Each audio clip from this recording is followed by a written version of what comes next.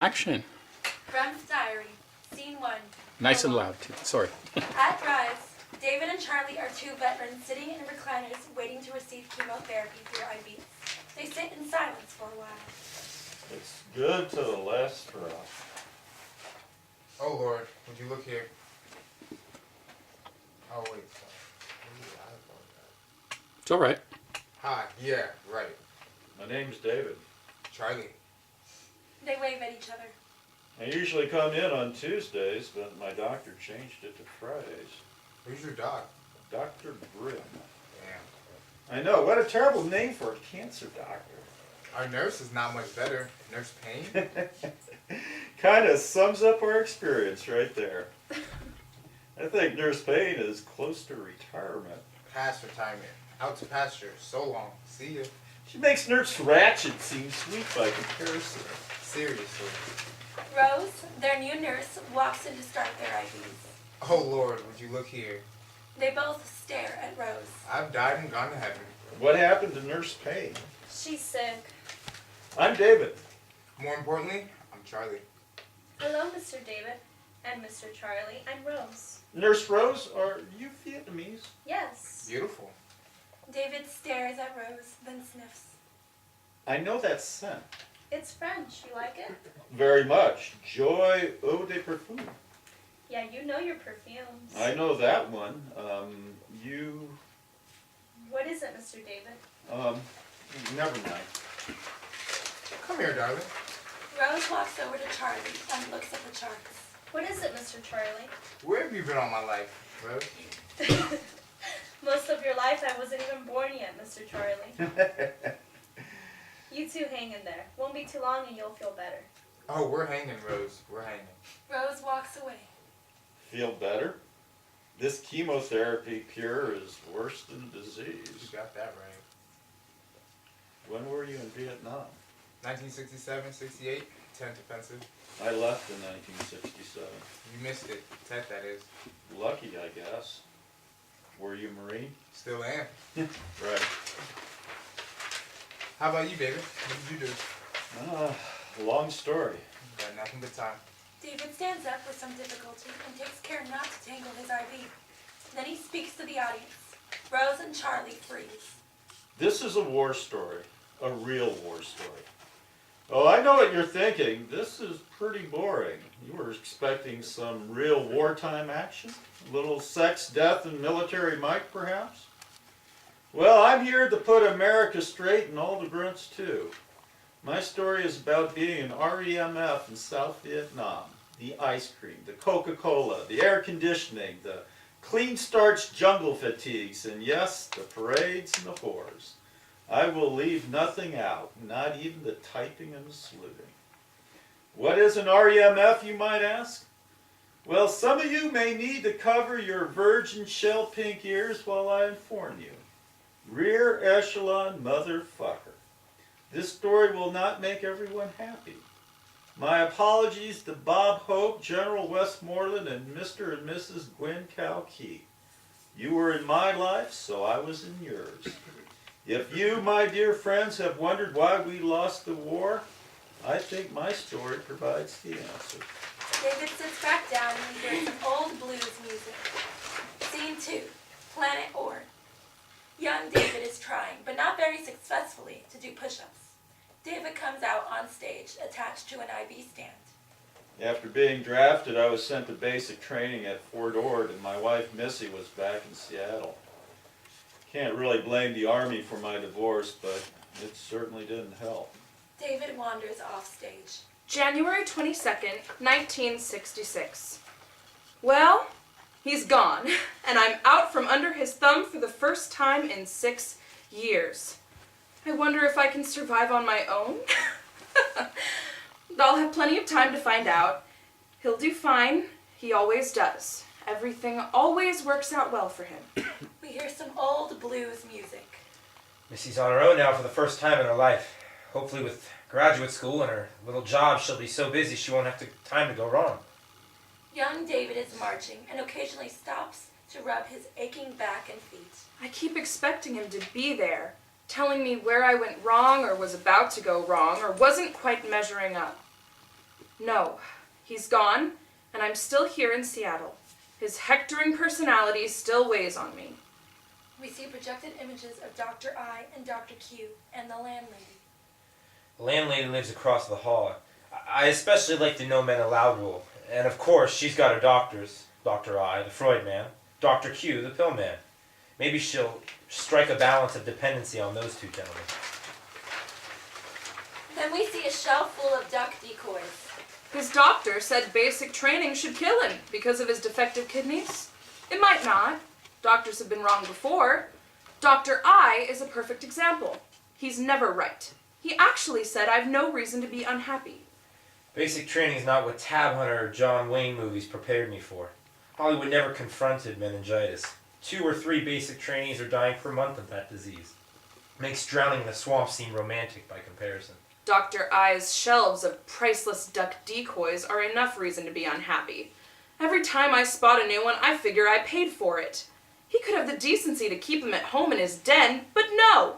It's like a sharp stick in the eye.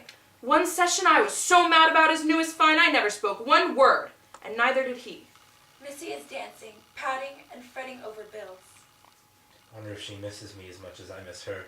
Young David is polishing boots while looking at photographs. A guy in the coat check room talked to me for several hours about basic training in the Army. The Army really needs cannon fodder, he said. He was cute, too. Missy is acting very sexy and flirty and reading a magazine. I don't think I'm strong enough to talk to Missy on the phone. Who knows what she'll tell me? I wish my man would go to officer candidate school, or OCS as he calls it. More money, maybe I wouldn't have to work in the check room. He's gone, and I am still suffering from my neurosis. Maybe I'm still in his mental clutches, and his powerful, brooding aura still hangs over me, controlling me and my emotions from afar. Letters are better. Informative, sweet, and distant so that I'm able to carry on as a soldier. I sent him those risque pictures he wanted. He'll probably show them to all his newfound Army buddies to get credit for what a stud he is. Men. The photos she sent are nice. Very sexy. Senior Drill Sergeant Smith enters, and young David comes to attention. Listen up. 75% of you will be in Vietnam within 6 months. For you, Wilson, it's a 100% chance. Senior Drill Sergeant Smith marches away. Did I mention that Senior Drill Sergeant is an asshole? Young David is marching and doing push-ups. He says he's up on the hill now, whatever that means. He's doing push-ups and marching, and apparently he's not dead yet. Well, there's still many weeks left. Missy is taking pictures of herself in sexy poses. She mailed me more photos of her in her underwear. It's a relief to know that she's busy. That cute guy who talked to me at the check room said that the government insures all soldiers for $10,000, even if they die in basic. Imagine that! Even if he choked on an olive pit and expired in the mess hall, the next of kin, me, would get $10,000. I thought he'd have to die in combat, but no, I'd be rich. I'm only kidding. She says she's lonesome in bed. Is that a good sign? With all those guys in her library school classes, that yearning could be trouble. Maybe I'm getting alarmed needlessly, but maybe not. I watch Johnny Carson every night when I go to bed. I hate sleeping alone. Who wouldn't? There's no good reason to.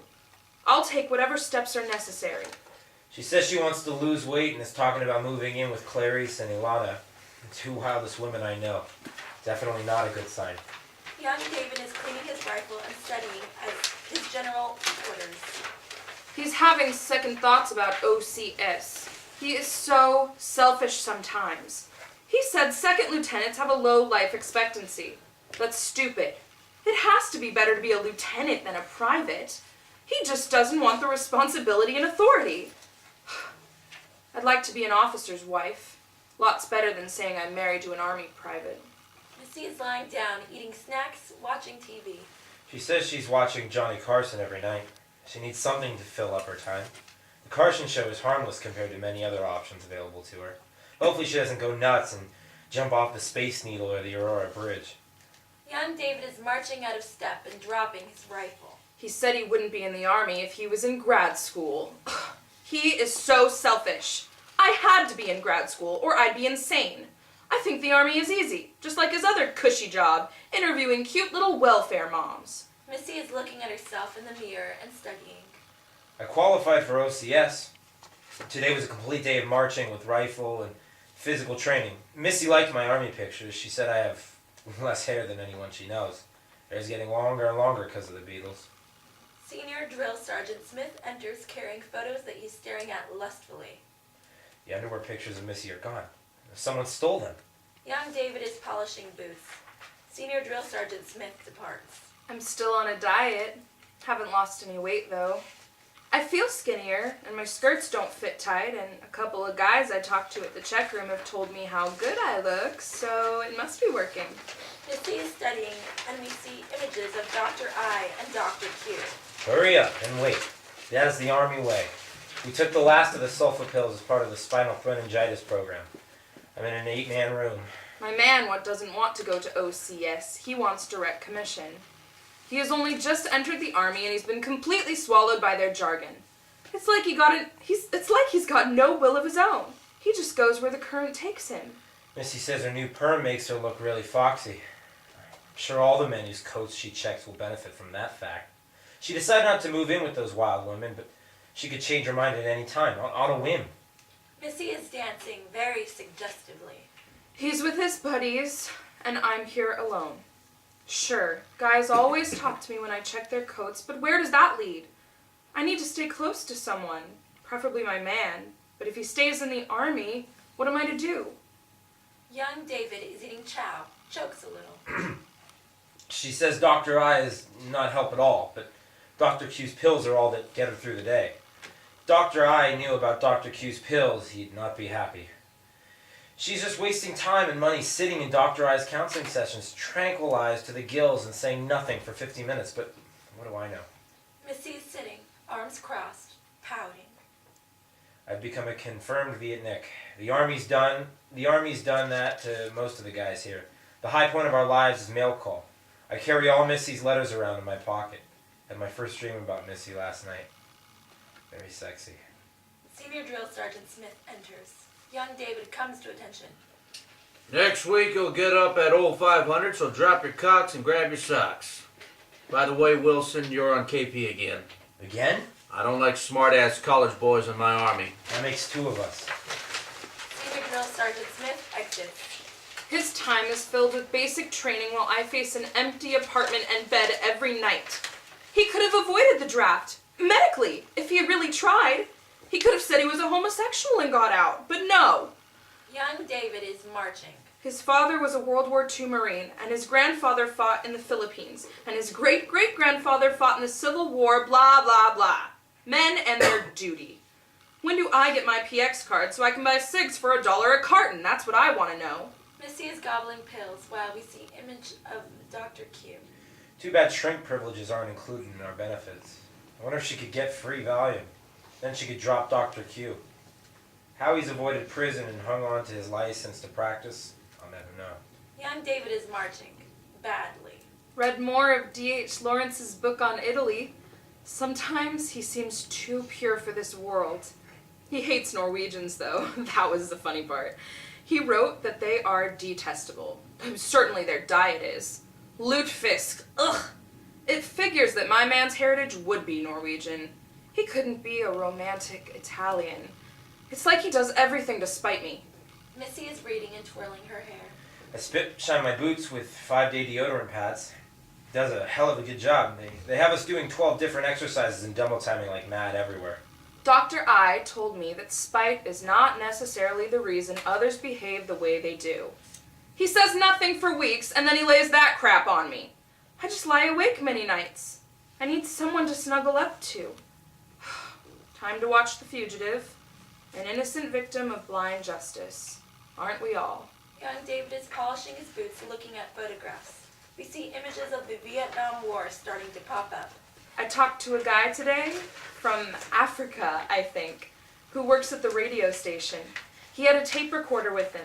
He showed me how to use it and left it in the check room, so I could listen to rhythm and blues he'd taped from 78s, probably from the 40s or 50s. What a sweetie he was. He had scars on his face and a funny little hat. He's probably from LA. I'm too gullible, but he was really cute. Missy's putting on her makeup and getting ready to go out. Ran a mile today. Didn't go too well, though. Missy says she doesn't want to be separated from me and that even the weeks of basic training make things difficult. What does that mean exactly? What things? I worked in the check room last night and made $5. That is exactly 1/10 of what Dr. I gets for a 50-minute session. And I provide a real service. She says she is lonesome and can't take the loneliness. I'm lonesome too. I've heard that these days divorce is often the result. It's not like World War II when wives waited and were true blue and nobody ever got divorced.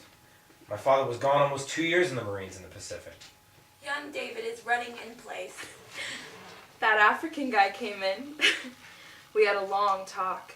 He's not from Africa. He's from Chicago.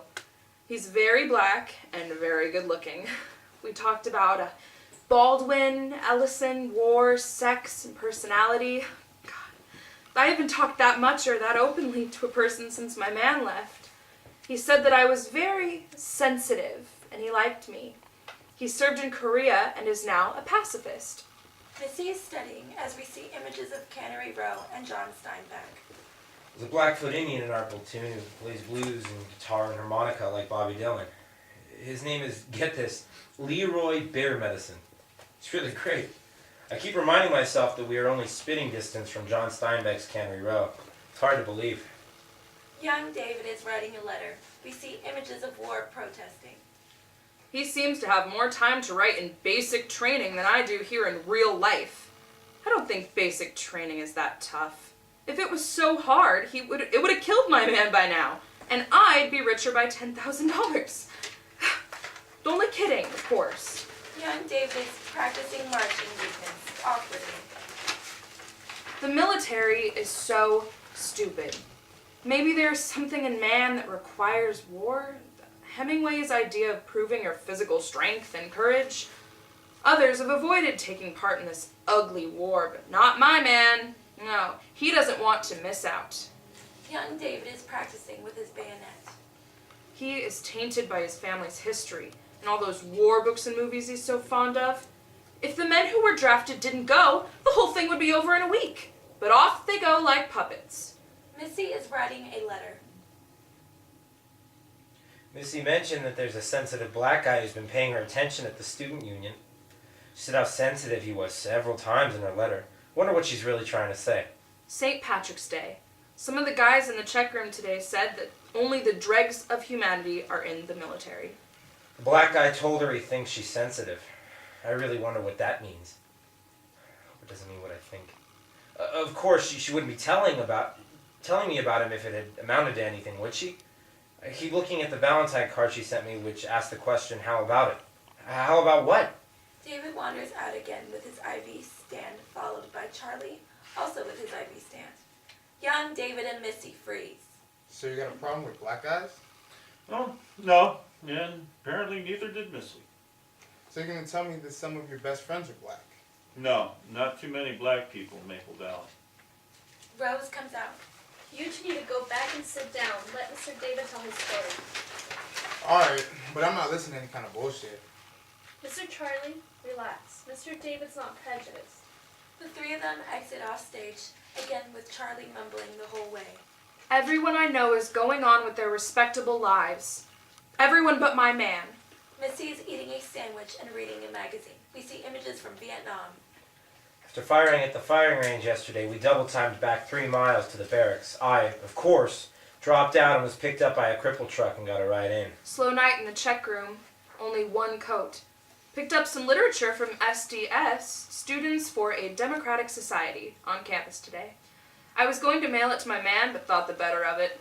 I doubt the Army would like pro-commie stuff if they found it in his barracks. Like the SDS guys told me, we live in a police state. There's much talk of war. The French were almost bankrupted fighting in Vietnam. I don't feel like dying out there or anywhere.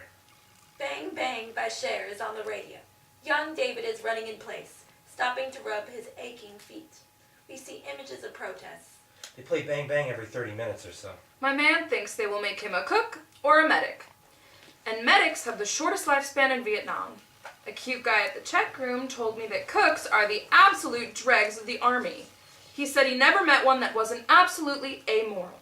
Nowhere Man by the Beatles is playing. Nowhere Man is so appropriate to my condition. Got arch support for my boots. We shall see. Young David is studying his general orders.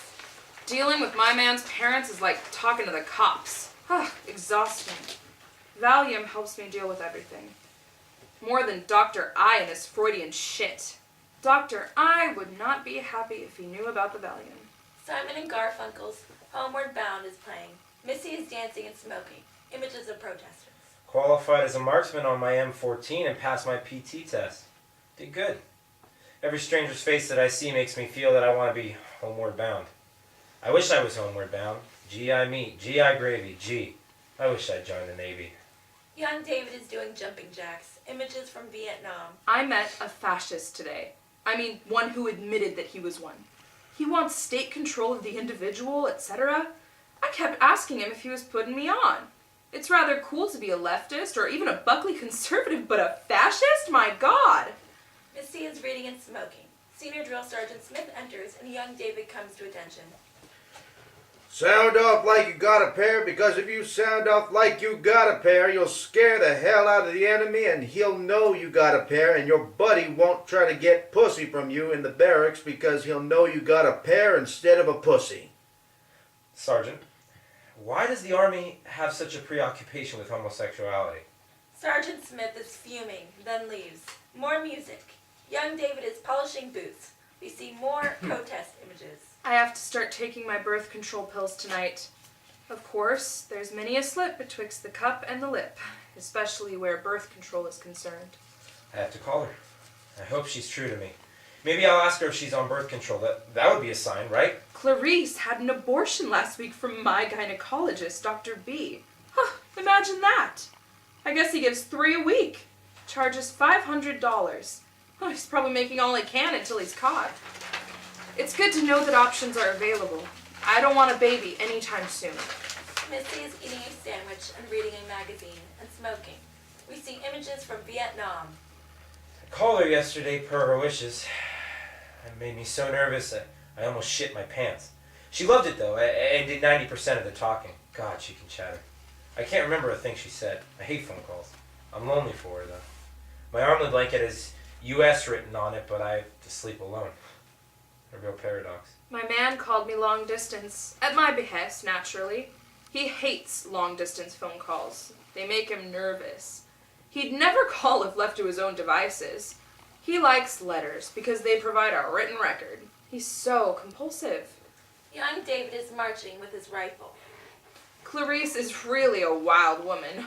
Last week she had a big party and 4 of her lovers were there. I couldn't do it. Missy is reading a letter. More images from Vietnam. There was a mix-up in my orders. I was supposed to go to Fort Benjamin Harrison, Indiana for stenography training.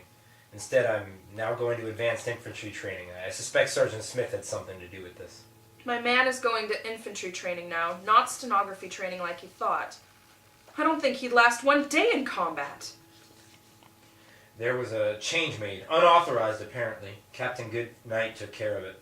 The personal clerk told me confidentially that it was Sergeant Smith who pushed through the change. He's my arch nemesis. I'm lucky I didn't get cook or medic either. I hope I don't end up going to Vietnam though. Young David is reading his orders. We see violent Vietnam images. My man got his orders straightened out. Fort Benjamin, Harrison, Indiana. Oh God, and he wants me to move there and be with him during his training. And then he figures he'll be sent to Vietnam, probably an office in Saigon. The story of his lucky life. He'll probably end up smoking opium and have a little Vietnamese girl like the character in The Quiet American. Missy is standing with bags packed, crying. Scene 3, mental ward. August 8th, 1966. A lot has happened since my last entry. I barely made it through stenography school at Fort Benjamin Harrison, and I even got Missy to come and stay with me for a while. We rented a small mobile home trailer not far from the fort. She wasn't happy. We fought constantly, mostly about her refusal to even discuss having a baby. She got on an airplane and went back to Seattle. In the madness and confusion, I lost all of my typewritten diary entries from that time. She says she's going to start divorce proceedings. The whole thing made me go crazy. It's not even a fog or a blur, it's nothing. It's just a vast emptiness in my head and heart. Young David holds up a piece of paper folded. I have my orders, but I haven't looked at them. I hope it's Hawaii, not Vietnam. I have to win her back somehow. I can't do that in Vietnam. Young David looks at the orders, then drops them. He is very emotional and staggers off the stage. August 18th, 1966. Dear Diary, ha ha, I know, it's been a while since I last confided in you. What have I been up to? I hardly know where to start. First of all, my man went nuts. They sent him home to Seattle. His parents are out of their minds with worry. The smart money was always on me, most likely, but it's him, not me. Or is he pretending to be? As Dr. I says, it's a thin, mysterious line between crazy and wanting to be, as a convenience or an excuse. My man believes he's on a secret mission for the Army, like that Matt Helm movie with Dean Martin. It is a full-blown delusion, or a clever ruse. I do know that my man was getting mighty skittish about going to Vietnam. Getting orders for Vietnam in the midst of all these dire newspaper stories could trigger a psychotic break in many a young man. He'll likely be in a rubber room until he comes back to his senses. Then, the doctor says they'll ship him off to Vietnam. Young David, in a straitjacket, is just sitting quietly in a chair staring. Then he starts singing The Glory of Love by Dean Martin. That's the glory of love. August 20th, 1966. Last night, after I was asleep, there was a knocking on my door. The African from Chicago that I used to see when I was checking coats showed up. I was shocked. We talked until the wee hours. Only talked, pretty much. Met with my man's doctor, Dr. Feltwell. He said electroshock therapy will help him face reality. I asked him about a prefrontal lobotomy. Dr. Feltwell told me that there was no point in that, then he'd be exempt from military service. Can't have lobotomized soldiers. I suggested to him that perhaps men in that condition would make perfect soldiers. Dr. Feltwell reminded me that he would do whatever was necessary to get a highly trained and highly valued soldier back in the trenches doing his job to defeat the enemy. I reminded that doctor that my man was a stenographer. Young David, in a straitjacket, is just sitting quietly in a chair staring. Then he starts singing The Last Roundup by Dean Martin. I'm headed for the last roundup. We then hear Mother's Little Helper by the Rolling Stones on the radio. August 28th, 1966. That reminds me, time for my Valium. My man is still nuts. Still singing songs from some Dean Martin Matt Helm film. My Chicago African invited me to the zoo. Sounds like fun. A cheap date, not really a date. I can't date. Yet. I'm technically still married and my man is nuts. It wouldn't be right. I don't think the Grand Coulee Dam is producing enough electricity to shock him back into his humdrum life he left behind when he entered his special private fantasy world. Young David, in a straitjacket, is just sitting quietly in a chair staring. Then he starts singing South of the Border by Dean Martin. South of the border, down Mexico way. That's where I fell in love with the stars that came about to play.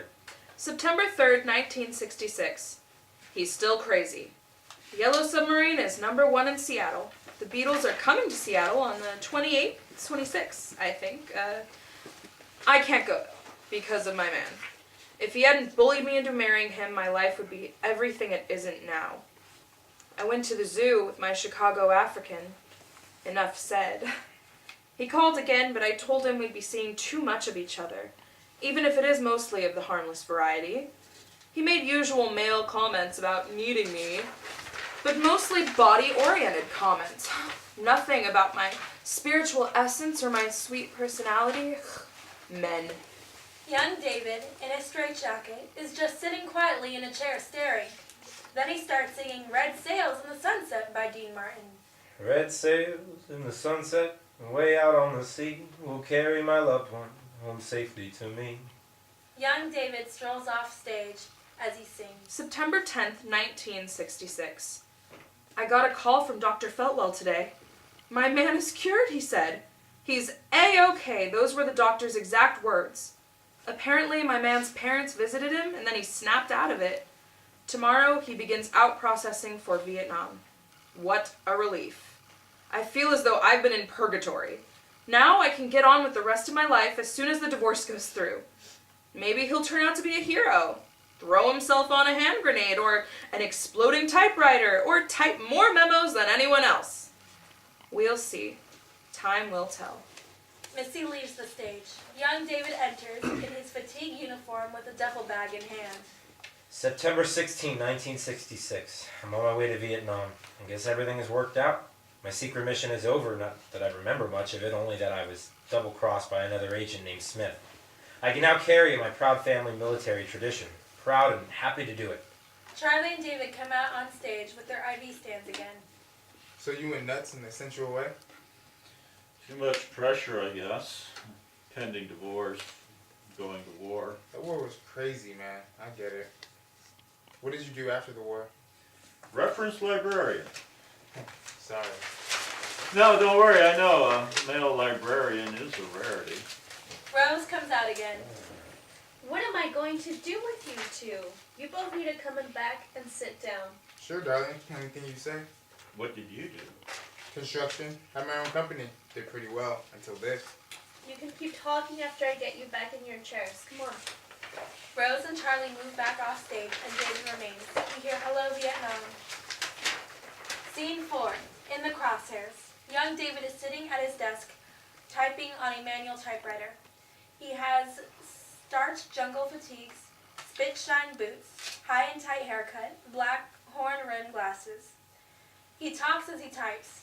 David is standing with his IV stand at the side of the stage. Young David is typing as David speaks. It was September 19th, 1966. I can remember it like it was yesterday. Somehow I survived basic AIT and was assigned to MACV headquarters at Tan Son Nhut Air Base, IG office. When we landed at Tan Son Nhut Airport outside of Saigon, it was like summer in Indiana. We were loaded onto a bus with wire-covered windows and threaded our way out of the maze of the airport. The sergeant sitting next to me on the bus pointed out at the window at an ordinary tiled roof bungalow with a helicopter parked in front and some sandbags. He told me that's where Marshal Key and his wife live. Then I caught a glimpse of a purple interior and a perfect Asian face framed in the window. David exits as Madame Key appears on the side of the stage posing. Don't hate me because I am beautiful. Young David is typing. Her slow eyes caught mine and held me thrall. There was a cream-colored Mustang parked in front, but I was transfixed. The bus kept rolling past a beautiful Vietnamese landscape that the U.S. military was ripping all to hell, right down to the late laterite. But I could not stop thinking about her. I reflected upon the perfect face and those glittering obsidian eyes. She was no dragon lady, but she looked like a heartbreaker. We see images of Vietnamese people, cyclos, water buffalo, rice paddies, Saigon streets. Madame Key leaves. Settled in now. Setting up a routine. Routines are good, comforting. The Vietnamese people in the towns fascinate me. Perfect for taking my mind off my divorce and failures. With application and a modicum of luck, I would be able to get ahead and make something of myself. Miss Cook enters with a pair of polished boots. You pay, you pay. Young David inspects the boots, then tries to give them back. Miss Cook, these aren't my boots. I polish, you pay. What's so complicated about that? Miss Cook will not take the boots back. These are someone else's boots. Your boots. No! You impossible. Miss Cook takes the boots and leaves. Young David sits back down at his typewriter. We hear the House of the Rising Sun. Young David goes back to typing. September 23rd, 1996. I live in the USRV compound near Tan Son Nhut Airport, heavily protected and quite safe. Our barracks have a concrete floor. The windows have screens and we have electric fans. Free movies every night. I'm working for a colonel and there are plenty of lieutenant colonels and a major. No captains or lieutenants. My direct supervisor is First Sergeant Mills. He's a lifer prick. The library is right next to my hooch. Miss Cook walks in. One of my fatigue shirts is missing. Miss Cook pulls out a tape measure and starts measuring young David. What are you doing? Your shirt. No, I don't want a new shirt. What? I want my old shirt back. No. Then Miss Cook walks away, shaking her head. Young David goes back to typing. I can't believe how cool it gets here at night. They've got a pass system here where only 3 EMs can be in town at the same time. I want to see the Paris of Southeast Asia that Graham Greene wrote about. There will certainly be some Asian beauties in town. Madame Key appears on the side of the stage, staring into a looking glass and posing. They say love is hard to find. Silliness all around. Everyone loves me. But none of them would compare to my darling and her perfect Asian face. The library here has ice-cold air conditioning, and I enjoy spending time there. In the mess hall, we eat from steel trays and that we wash off in garbage cans filled with hot water. Madame Key looks annoyed, then leaves. First Sergeant Smith enters. He now has a big mustache. You typing something for the colonel? Young David is shocked. First Sergeant Smith looks at what young David was typing. What's this shit? Hey, you're... Answer me, Wilson. Where's First Sergeant Mills? You transferred out. Again, what's this shit? Memoir. I ain't no literary type, but I know this. You gotta be someone important to write memoirs. Maybe not important to you, Get but... rid of that and start doing some work for Uncle Sam. Young David stares at First Sergeant Smith. Why are you eyeballing me? Just wondering why I'm so lucky. What? Why am I so lucky to have you in charge of me again? Keep it up, wise guy. This is a war zone, not some Mickey Mouse Stateside Training Center. First Sergeant Smith saunters away. Young David goes back to typing. September 28, 1966. The chiggers and mosquitoes are eating me up. Went to a flip floor show at the EM Club tonight. 5 girls playing electric guitars. They played Chuck Berry's Johnny Be Good. It made quite an impression. They were cute. Their voices were not squeaky and they were not flat-chested. There are no real women around the compound. Out the back gate there are plenty, for 200 piastres a crack, of which I'm having none. I can't believe Smith followed me here. I wonder what he's up to. Charlie enters with his IV stand. I never tell the missus about those girls in Vietnam. Damn hot. Uh-huh. You must have tried one of that, David. David walks out. No, never did. Rose enters. Mr. Charlie and Mr. David, if I catch you two out of your chairs again... What? What will you do, sweetie? Send us to Vietnam? October 2nd, 1966. Watched some people play slot machines at the EM Club last night. The machines are everywhere. EM Club has 250,000 in its treasury due to slot machines. I read some Spider-Man, Hulk, Superman comic books today. The troops here take them pretty seriously. Miss Cook enters with a pair of spit-shined shoes. You pay. Young David inspects the boots. Miss Coop, these are not mine and they're not even the same size. You too picky. One of these is size 9 and the other is size 12. I'm a size 10. You Americans, all too big. Miss Cook grabs the boots and walks away. Colonel Prince walks in. Antagonizing the locals, Specialist Wilson? No sir, Colonel Prince. General Westmoreland decided against extending tours of Vietnam for the duration. I wouldn't have gone over well. Yeah, I agree. Oh, First Sergeant Smith reported to me that you were writing personal memoirs on Army time. He did? Don't worry, you're doing a fine job for us. Just don't let him see you. He has no jurisdiction in the office since he is your company first sergeant. Just between you, me, and the lamppost, he's a bit of a weasel. Colonel Prince leaves. Miss Cook walks in and hands young David one boot and one shoe. 1 boot and 1 low quarter? Really? None of these are mine. This is what you give me. No! You intolerable. Miss Cook storms away. Young David goes back to typing. October 10th, 1966. I think Miss Cook hates me now. The Army installed lights in the showers. No more showers in the dark. I'm getting thirsty for cold home milk. The usual drink for dinner here is a non-sweetened limeade made from real limes. Could cure scurvy posthumously. Deadhead Ed wanders in. Hey, did you hear about this Viet Cong girl who put paper-wrapped razor blades up her cunt? They don't hurt her, but they cut American soldiers out to hell when they try to dick her. Listen, Custer's men probably said the same thing about Cheyenne squaws. You gotta come with me out to the back gate, David. Push on the costume repeat. Not after that story. Although, that is pretty cheap for a chance to contract a disease previously unknown to modern medicine. Maybe just to take pictures. Maybe. Off later, Sin. Deadhead Ed leaves. Young David goes back to typing. October 18, 1966. We called Ed Deadhead Ed, and it's not because he listens to the Grateful Dead. Looks like when the Spec 6 in my section leaves, I'll be taking over his department. Complaints and requests for assistance, Spec 6 slot. It's a lot of work, but it's a golden opportunity for me to get ahead. I've been right at Saigon's front door, but I've yet to visit it. Maybe I'll go with Deadhead Ed. The Mama-san is mad at me, so I've had to polish my own boots. First Sergeant Smith enters. I need you to take some shorthand for Captain Swell. I don't take shorthand talk. You're a trained stenographer. They attempted to train me. Besides, Captain Swell's the company commander. I work for Colonel Prince. Jesus H. Christ, can you just write down what he says? How hard can it be? I'll have to clear it with the colonel. Oh, forget it. First Sergeant Smith storms away. Deadhead Ed enters. Have you heard the story about a prostitute, a monkey, and a French general? On pins and needles in anticipation. But tell me this first. How do you get away with everything you do? What do you mean?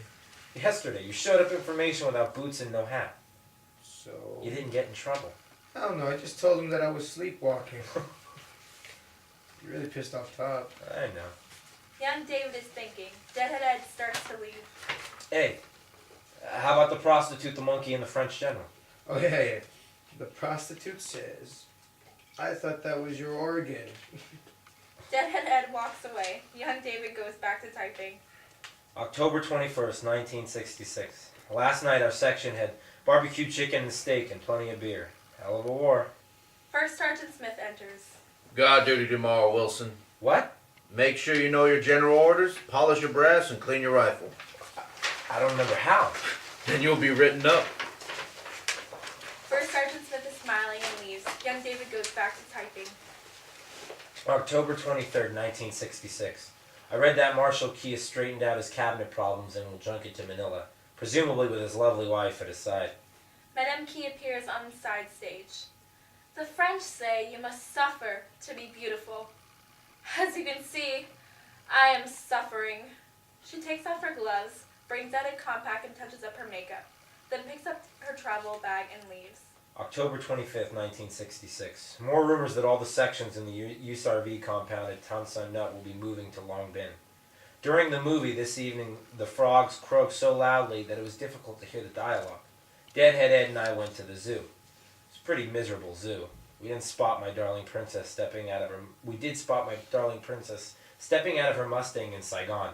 She removed her sunglasses and stared right at me. And she disappeared. Deadhead Ed enters. You okay? Oh yeah. Did you smell it? What? A delicate cloud of scent. I read that she uses Joy Ude perfume, the world's costliest perfume.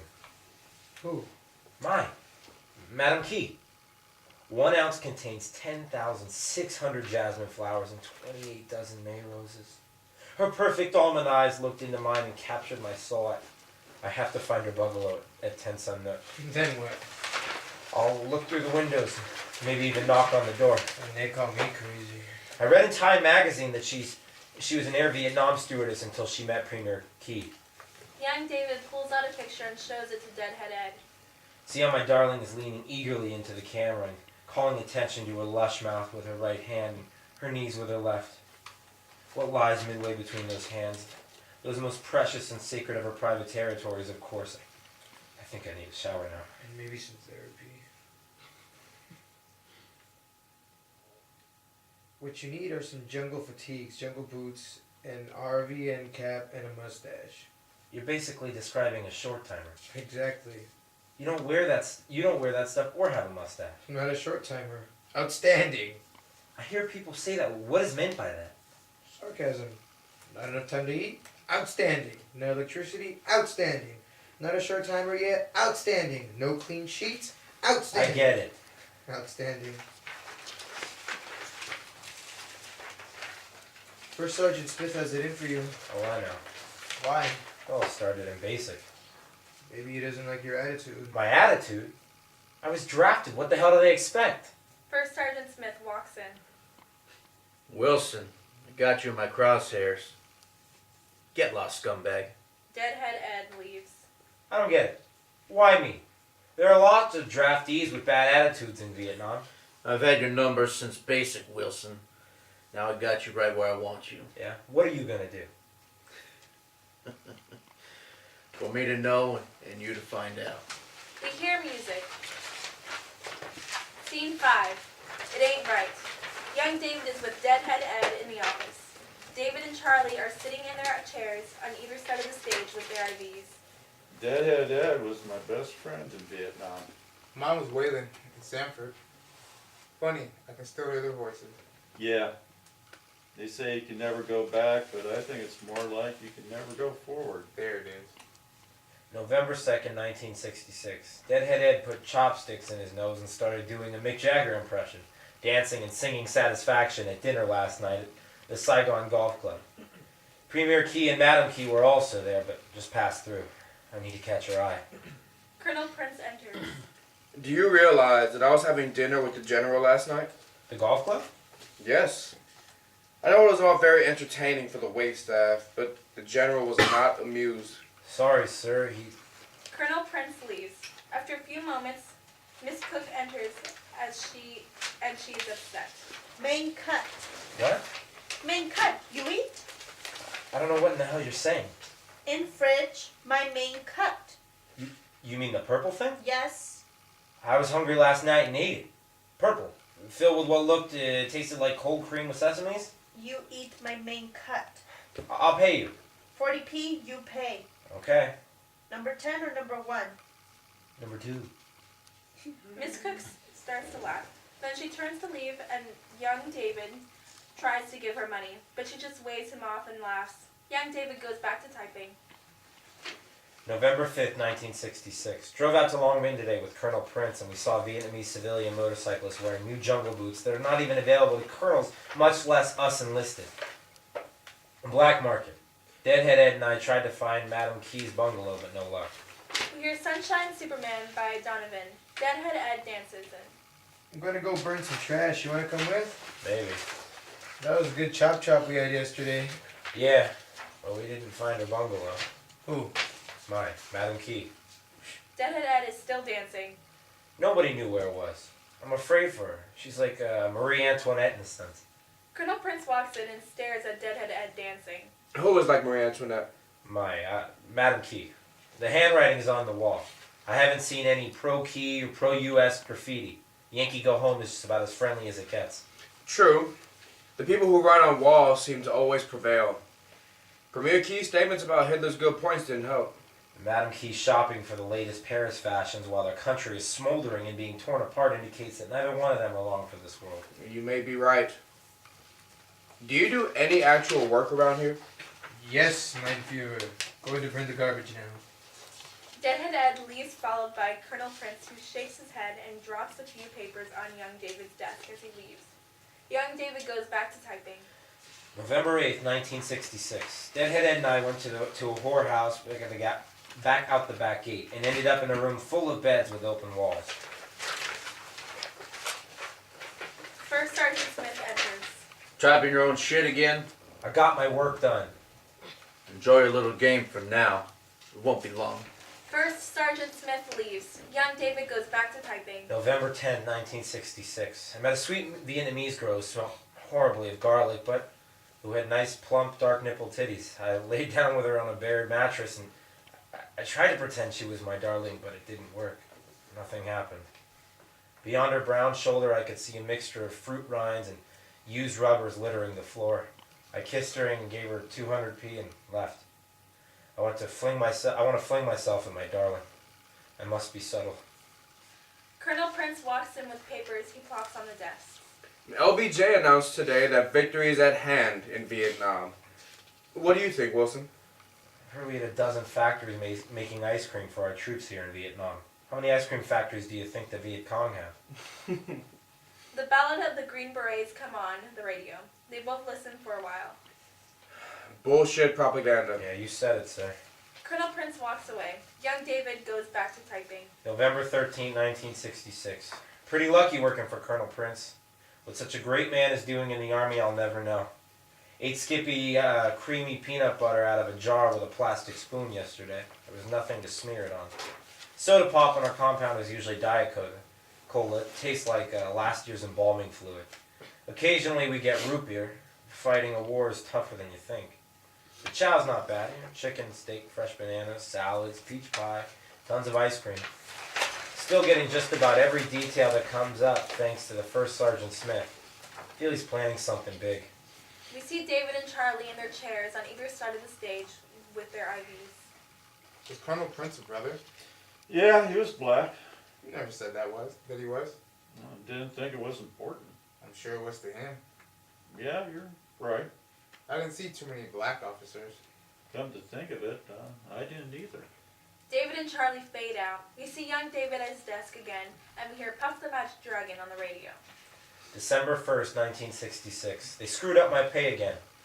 Had our 4th early formation in a row. We also marched 1/2 a mile and missed out on breakfast. Somehow Deadhead Ed got out of the early formation today, and the march. He's so lucky. I read that Premier Key wooed my darling with poetry. I bet he doesn't have time for that anymore because he's busy fending off coups. Maybe she hungers for poetry and I'm the boy that can give it to her. Colonel Prince enters. A new whack is coming in to work in our section. New? I didn't know there was an old one, sir. Well, the other one was on special duty after an incident. Let's just say it didn't work out. Ah, get it. Mind your P's and Q's, okay? You got it, sir. Colonel Prince leaves. Young David goes back to typing. December 2nd, 1966. I plan on writing some poetry for my darling soon. Found the bungalow the other day. I'll just pedal over there and pin it up on the door. It won't be easy because of the guards, though. I don't want to end up in a stockade. In a few days, Deadhead Ed and I are going to Mrs. Cook's for dinner. She will be serving real RVN food, which will be hard to eat. I don't want to hurt her feelings because she is very sensitive. Kathy the Whack enters with First Sergeant Smith. She's in your section, and I expect you to show her around the area and get her acclimated to the job. I know what I'm doing. No funny business, Wilson. First Sergeant Smith leaves. He was just kidding. I don't do funny business. Aha. Good. I can show you around the building, then introduce you to Colonel Prince. You'll be helping me with... Listen, I outrank you, so you'll be working for me. Young David just stares at Kathy the Whack. I'm going to lunch. Kathy the Whack leaves. Young David goes back to typing. December 6, 1966. Dinner at Mrs. Cook's was fun. Deadhead Ed was in a rare form, making her whole family laugh. Vietnamese love to laugh. With so many terrible things happening to them in their country, I guess it's better than crying all the time. The bar girls are all over the place. They speak very good English and they wear strong perfume. I wrote a poem for my darling.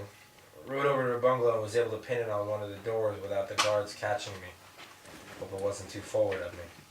First Sergeant Smith walks in. Memoirs again? No, Top. Doesn't matter. This time your ass is grass. What is it, Top?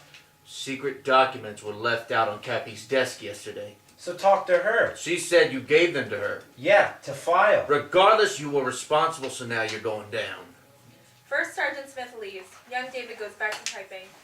December 10th, 1966. Great. Kathy's nothing but trouble. Unsecured files. That's the one thing that will get you into the most trouble around here.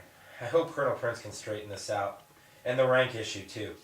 I'm a Spec 4, but she still works for me even though she's a Spec 5. She doesn't like it, but she doesn't know what she's doing, so there you have it. Deadhead Ed walks in. Another parade tomorrow. Not again.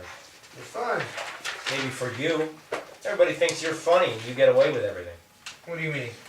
The last parade you were marching with civilian shoes and a bathrobe. I couldn't find my boots. And you still didn't get in trouble. I told the CO that I was cold. You notice all the tree frogs outside of our hooch? Yeah, Mrs. Cook eats them. What? Yeah, you ate them last week. Young David is feeling sick to his stomach thinking about it. I thought they were poisonous. Guess not. Did you hear Kathy's going out with that lieutenant in supply? Fraternization. She left out secret documents, too. What's the big deal? We'd be locked up in a stockade for that. They call it this man's army, so maybe that's why. Different rules. Deadhead Ed leaves. Young David goes back to typing. December 15, 1966. Kathy's so incompetent. The typing I give her, I have to double check and retype half of it. I won't let her touch the files after she left out the secret files. I see my friend the tree frog almost every day now, though. I hope Mrs. Cook doesn't see him. Colonel Prince, Kathy the Whack, and First Sergeant Smith enter. Looks like you're in a bit of trouble, Wilson. It seems as though some secret files were left out in the open. Yeah, on her desk. She left them out. You're addressing a colonel, specialist. Sorry, sir. He gave them to me, but didn't tell me where to file them. I didn't know. The CO is starting an investigation, Wilson. That is not necessary. Sir? From now on, make sure she knows what to do with the secret files. She doesn't get the secret files. First Sergeant Smith stares at young David. Sir. This has me out of sorts. I think I need some time off. The CO is taking care of that. Colonel Prince, First Sergeant Smith, and Kathy the Whack, smiling, all leave. Young David is dumbfounded. We see David and Charlie in their chairs with their IVs. A whack? I never saw any. Really? I mean, we had women Marines, but I never saw any of them either. I can only speak from my experience with the few I worked with. I think 67 American women died during the Vietnam War. 8 of them were military, nurses. Not to mention the hundreds of thousands of Vietnamese women and children killed. Damn, there's basically something wrong with us. What? Why? We go to war and bring our women with us. We're supposed to protect women and children. Can't fight modern wars without women, either on the home front or on the battlefront. It ain't right. Charlie and David fade. We hear music. Scene 6. Nice war. Young David is sitting at his desk typing on a manual typewriter. He talks as he types. We hear Wild Thing on the radio. Kathy the Whack is sitting at her desk reading a magazine. January 1st, 1967. A new year, but the same old shit. Colonel Prince got the company to drop the investigation against me. It was ridiculous. Kathy's nothing but double trouble. One of the Bob Hope show with Deadhead Ed. I was hoping to catch a glimpse of my darling, but no luck. We used Colonel Prince's sedan and stopped at the Key Bungalow to drop off some more poems for my darling. We got saluted by the dumb MPs. After we dropped off poems, we had cheeseburgers and chocolate milkshakes at the snack bar. Saw 2 tree frogs near my window today. What are you typing? Nothing. I know it's not work. I'm not stupid. Actually, I think you're pretty smart. Really? Yeah. You're very skilled at getting out of work, and I'm envious. Are you writing about me? Maybe. Let me see. No. You're probably writing about how much you love the Vietnamese. That's the problem with this war. We spend too much time trying to help the Vietnamese. That's why we're here. Sergeant Dalton and Supply told me all slopes are lower than animals and should be killed. I think Sergeant Dalton should be killed. Kathy the Whack gets up and leaves in a huff. Young David goes back to typing. January 3rd, 1967. Light day at work today. Just an hour's worth of typing, and then I read science fiction most of the day. Kathy was on a sick call again. Mama saw Mrs. Coop. Was out having her nether regions excised of devils, or so she hasn't been here to perform her jobs. My laundry is piling up, and my boots are dull and scuffed. First Sergeant Smith did not succeed again, and is twice as angry and frustrated with me now. I must be on my guard. Colonel Prince walks in. So, Ho Chi Minh, your thoughts? Nationalist first, communist second. I agree, but not our government. Would have saved us a lot of trouble if they had. Sir, I'd like to accompany you next time you go up north. Sure, if it works out, but I really don't want you flying in helicopters. You don't have some kind of fantasy like so many office types have of being a door gunner, do you? No. Why, sir? Okay, good. Too dangerous. I need you here. Colonel Prince leaves. Young David goes back to typing. January 6, 1967. I've been typing Twix's messages on a special non-erasable paper. I hate them. I read that my darling went to Tokyo to get her eyes fixed. Why would she allow some Japanese butcher to desecrate her perfect, beautiful body? I'm filled with rage. Deadhead Ed walks in with a t-shirt that reads P-E-A-K-E. What does that mean? What? Your t-shirt. It has P-E-A-K-E written on it. It does? You didn't know? It was in my locker, I guess. I guess you're lucky there wasn't a feather boa in your locker. Feather boa? Outstanding. Deadhead Ed leaves. Young David goes back to typing. January 10th, 1967. More work details. Extra ones for me. First Sergeant Smith is doing his best to drive me crazy. My love for my darling keeps me going. The correspondence I'm handling for Colonel Prince is so explosive that if it were to leak to the press, it would enrage everyone. Stuff about inadequate weapons, indignities done by Americans against the Vietnamese. Colonel Prince enters. A lot of sensitive information passing through your desk. Be sure to safeguard it. I will, sir. A new lieutenant colonel will be working for me. Take it easy on him, will you? What do you mean, sir? If he's a hard ass, just cut him some slack for a while, until he gets his feet on the ground. Anything for you, sir. I put in a good word for you to get that R&R you talked about to Hong Kong, right? Yes, sir. Thank you, sir. Deadhead Ed enters and is wearing a stiff button on his uniform. First Sergeant Smith enters as well and is distracted by Deadhead Ed's button. What is that supposed to mean? What, sir? That button. Don't call me sir. I work for a living. Excuse me, sir. Saigon tea is fini. Do you understand why we are fighting this war? Not really, sir. To turn South Vietnam into an American puppet state? Keep it up, smartass. They're just kidding, First Sergeant. Colonel Prince and the others leave. Young David goes back to typing. January 21st, 1967. Deadhead Ed took pictures of the first sergeant in the off-limits area, but he was too far away. Kathy's always on sick call and still gets a 3-day R&R. Miss Cook is still out. I'm running out of uniforms. Are we really the good guys? My father never had such thoughts. When he was fighting the Japanese in the South Pacific, it was clear what they had to do and everybody back home was behind them. He doesn't think I measure up in this war, especially because I sit in an air-conditioned office, typing. We see David and Charlie in their chairs, hooked up to their IVs. That World War II generation didn't do us any favors. Tell me about it. Different war. Different time. But it all comes down to the same thing. Like LBJ said, war is killing a man you don't even know well enough to hate. True. That big old redneck fool got that right. Rose walks in to check on their IVs. You two doing okay? Fine. I'm better now. Okay. Miss Rose, what do your parents say about the war? Vietnam? They don't say. They don't talk about it. Really? What do you think? I was born in Seattle. I don't know, Mr. Charlie. Interesting. Rose exits. David and Charlie fade away. Young David is sitting on his desk typing. We hear Born Free on the radio. February 1st, 1967. I saw the tree frogs in the bushes last night. Miss Cook is back. Guess she had an abortion. I missed the alert formation last night. First Sergeant Smith will probably write me up. Today I badgered Miss Cook into washing my clothes and polishing my boots. She's moving kind of slowly, but I need these things done, damn it. There's a rumor that she's a VC spy. I doubt it, unless their job is to annoy the hell out of Americans. I have a firing range all day tomorrow. Things will really pile up in the office for Colonel Prince.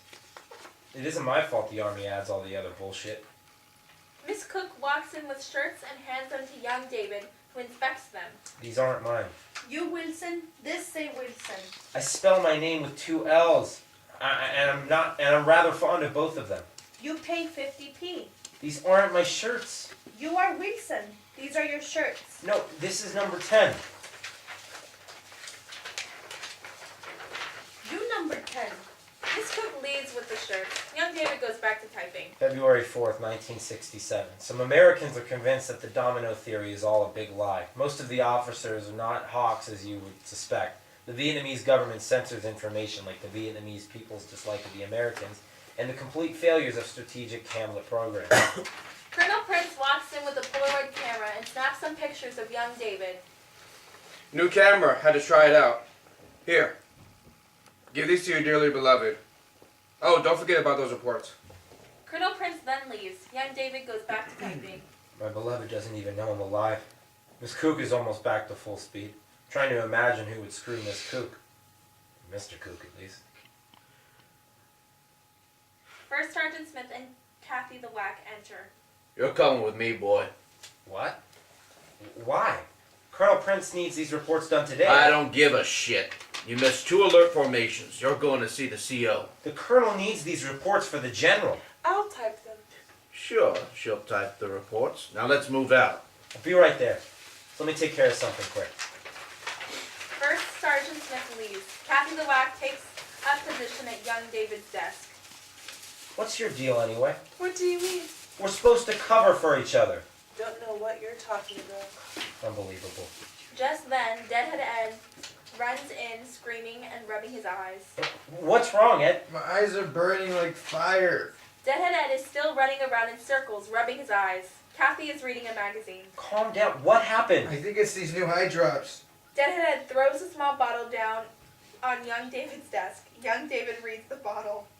This is wart remover. Oh God, I'm going blind. Just go rinse your eyes out with water. Deadhead Ed runs out and Kathy gets up to follow him. Hey, what about those reports? What's it to you? Young David starts to leave, then comes back, sits down, and starts typing again. February 6, 1967. First Sergeant Smith will not get anywhere with his writing me up for missing formation. Colonel Prince will take care of it. Lucky me. Deadhead Ed walks in with an M60 machine gun and is wearing cowboy boots with his uniform. Young David enters. Young David stares at Deadhead Ed. What are you doing with that? Machine gun? Yes, the machine gun. Colonel Prince walks in. Wilson, we need to draft a report to the General. He wants to know why the ammo dump keeps getting blown up. Because the enemy doesn't like us and wants to kill us? Colonel Prince just looks at young David. Then he notices Deadhead Ed and his M60. Okay, make nice and give me the machine gun. They put me on task force and I am the machine gunner. Never fired one, but there's no better time to learn. No. Deadhead Ed gives Colonel Prince the machine gun. I'll be back. I want to talk to your CO. Colonel Prince leaves. He was so worried about the machine gun he didn't notice. What? The cowboy boots. Deadhead Ed breaks into song and dance. Unbeknownst to both of them, Colonel Prince walks back in. These boots are made for walking. And that's just what they'll do. One of these days, these boots are gonna walk all over you. Colonel Prince begins clapping, as does young David. I'm assuming this is in honor of Nancy Sinatra and her show tonight. Yes, sir. Can't wait to see her. Not a big fan. Already had a woman in boots walk all over me. It's not pleasant. Colonel Prince hands young David the draft report, begins to walk off, then turns around. You will take those off before the first sergeant sees you, right? Yo-ho! He will. Colonel Prince and Deadhead Ed leave. Young David goes back to typing. February 15, 1967. Valentine's Day came and went. No contact with my darling, my only sweetheart. I cut my finger on razor blades this morning when a huge rat ran in the bathroom and it scared the shit out of me. Watched Rawhide and 12 O'Clock High as usual. Two of the best shows. Everyone here always watches Combat and Bonanza. Kathy the Whack enters and sits down at her desk and reads a magazine. I Got You, Babe by Sonny and Cher comes on the radio, and Kathy the Whack turns it up. You mind turning that down? Kathy is reading and ignoring him. Young David goes back to typing. Kathy is just sitting at her desk reading a magazine as I'm typing this. She infuriates me.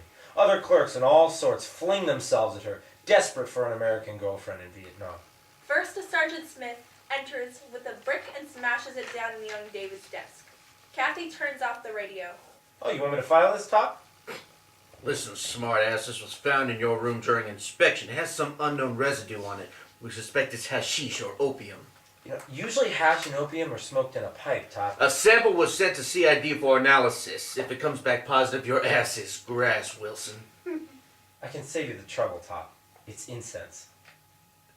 Incense? Frankincense and myrrh, like the three wise men gave to baby Jesus. Kathy the Whack chuckles until First Sergeant Smith glances at her and then grabs the brick. Yeah, we'll see about that. No, seriously, it's in the Bible, Top. First Sergeant Smith glares at young David, then signals to Kathy the Whack to come with him. They depart. Young David goes back to typing. February 23rd, 1967. This is the worst year in history for civilian fatalities. All the magazines deplore the fact. Nation, a reporter had a long poem entitled, On a Child Hit by Napalm, that described the effects very well. 1 million children have been killed over here. Nice war.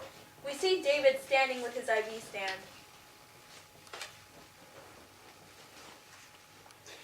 Deadhead Ed was a great guy, but why was it that he never got in trouble? He never got work done, he missed formations, he goofed off all the time, yet he just glided through his days with no trouble at all. Life is strange. David exits. March 1st, 1967. I'm just biding my time, waiting for the chance to meet my darling. On a funny note, Key had been threatening a U.S. tour. Imagine the luggage, the black jumpsuits, the mustache wax, and the U.S. press, of course, would cross-examine him on positive comments about Hitler. Deadhead Ed enters wearing a radio headset. We hear 96 Tears on the radio. Deadhead Ed is dancing to the music. Will you stop? I have to finish these letters. Now we're going out the back gate, remember? Yeah, but let me finish. Raggspec, this is 0904, Raggspec, over. Young David has stopped typing and is just staring at Deadhead Ed. Rad Leader, this is Delta Hotel Echo, over. Okay. Give me 5 minutes alone and I'll finish this and we can go. Deadhead Ed grabs the office intercom microphone, which young David tries to get back. Raggspec, this is 0904, Raggspec, over. Young David is trying to get the microphone away from Deadhead Ed. Finally, he turns it off. You better get out of here. Colonel heard that and he'll be steaming mad. Okay, see you. Deadhead Ed leaves. Young David goes back to typing. Colonel Prince walks in. What the hell was that? What, sir? The intercom. I didn't hear anything, sir. Colonel Prince looks at young David in disbelief. Lieutenant Colonel Marsh and I were just now debating my hasty condemnation of LSD. Interesting. His main argument was how I could criticize something I myself had not tried. I haven't tried it either. His point was that it was up to the individual. Just because it is bad for one person does not mean it is bad for another. Relativism. Exactly. So I eventually conceded that perhaps under clinical supervision, people should be allowed to try it. Sounds good to me, sir. For certain people, perhaps those with a mental illness, it proved helpful. For normal people, however, reality must be dealt with honestly without using mind-altering drugs. The world is crazy enough as it is. I'll drink to that, sir. Pause as Colonel Prince stares at young David. So, because I know that I didn't take acid today and lose touch with reality, I can say this. Don't let that idiot get on the building intercom again, okay? Yes, sir. Colonel Prince leaves. Young David goes back to typing. March 4th, 1967. Kathy got another extra day off yesterday. She's more work than she's worth. All the typing I give her to lessen my workload just comes back for me to redo. Miss Kook is on a warpath. She wants her pay for the last month, but I haven't had time to get any piasters. We had a month, but I haven't had... Oh, we had a command formation the other day, and I had to march with the band. I was injured by one of the trombone players. Now I have to tape my glasses together so they won't fall off. Miss Cook and Kathy the Whack, who is holding a pile of letters, walk in. Surely you can't expect me to type all of this. Surely I could. Who's Shirley? I've talked to First Sergeant Smith about your insubordination. What insubordination? Excuse me when I get paid. I'm sick and tired of you treating me like your secretary. The colonel said you worked for me. But I outrank you? Excuse me, I get paid for washing and shine. Well, don't get your rank confused with my authority. Kathy the Whack throws the letters at young David, and they scatter all over the floor. Type your own goddamn letters. We'll see what Top says. Kathy the Whack leaves. You think it out crazy if you think I picked these up. Miss Cook leaves in a huff. Then she shouts over her shoulder. Next time you pay. Young David goes back to typing. March 7, 1967. Miss Cook is mad. I know she doesn't get paid much, but it's better work than lying on your back in the brothel like so many other Vietnamese women. Another malaria pill, more diarrhea. Didn't stop me from going to the USO and gorging myself on ice cream, followed by a chocolate milkshake and a Coke. Only 5 months left in this man's army, and it won't be this man's army anymore. Deadhead Ed walks in wearing only his underwear with a beanie on his head. I got ridden up today. Gee, I wonder why. My dog tags. Young David gets up and looks at his dog tags. Blood? No preference. Religion type A. Yeah, the first sergeant was not happy. How about the rest of your outfit? Not a word. Suddenly, Colonel Prince walks in and switches his hat for the one on young David's desk. I accidentally took your spec 4 hat instead of mine. Yeah, I was wondering why no one was saluting me. Colonel Prince stares at Deadhead Ed. Well, at least you have your dog tags. Gotta run. Colonel Prince leaves, followed by Deadhead Ed. Young David returns to typing. March 14, 1967. I found out that you have to go before a board to get promoted to Spec 5. Forget that. Tonight I'll watch Bewitched, Combat, and maybe Rawhide. The Tree Frog is back. I'll miss him when we move to Long Bin. I've started reading Graham Greene's book, The Quiet American. It is very real and much the same as now. The cyclos, the markets, the people in their black silk PJs, and the whorehouse. Most Americans are not quiet, and they believe they should be treated like gods. The French are gone, and we took over. I'm against the French-created elite who are fighting this war. Deadhead Ed enters in his pajamas. Better go and change into uniform, Ed. Your mother's got a bimbo, so she comes around corners, oh yeah. What are you doing? Celebrating.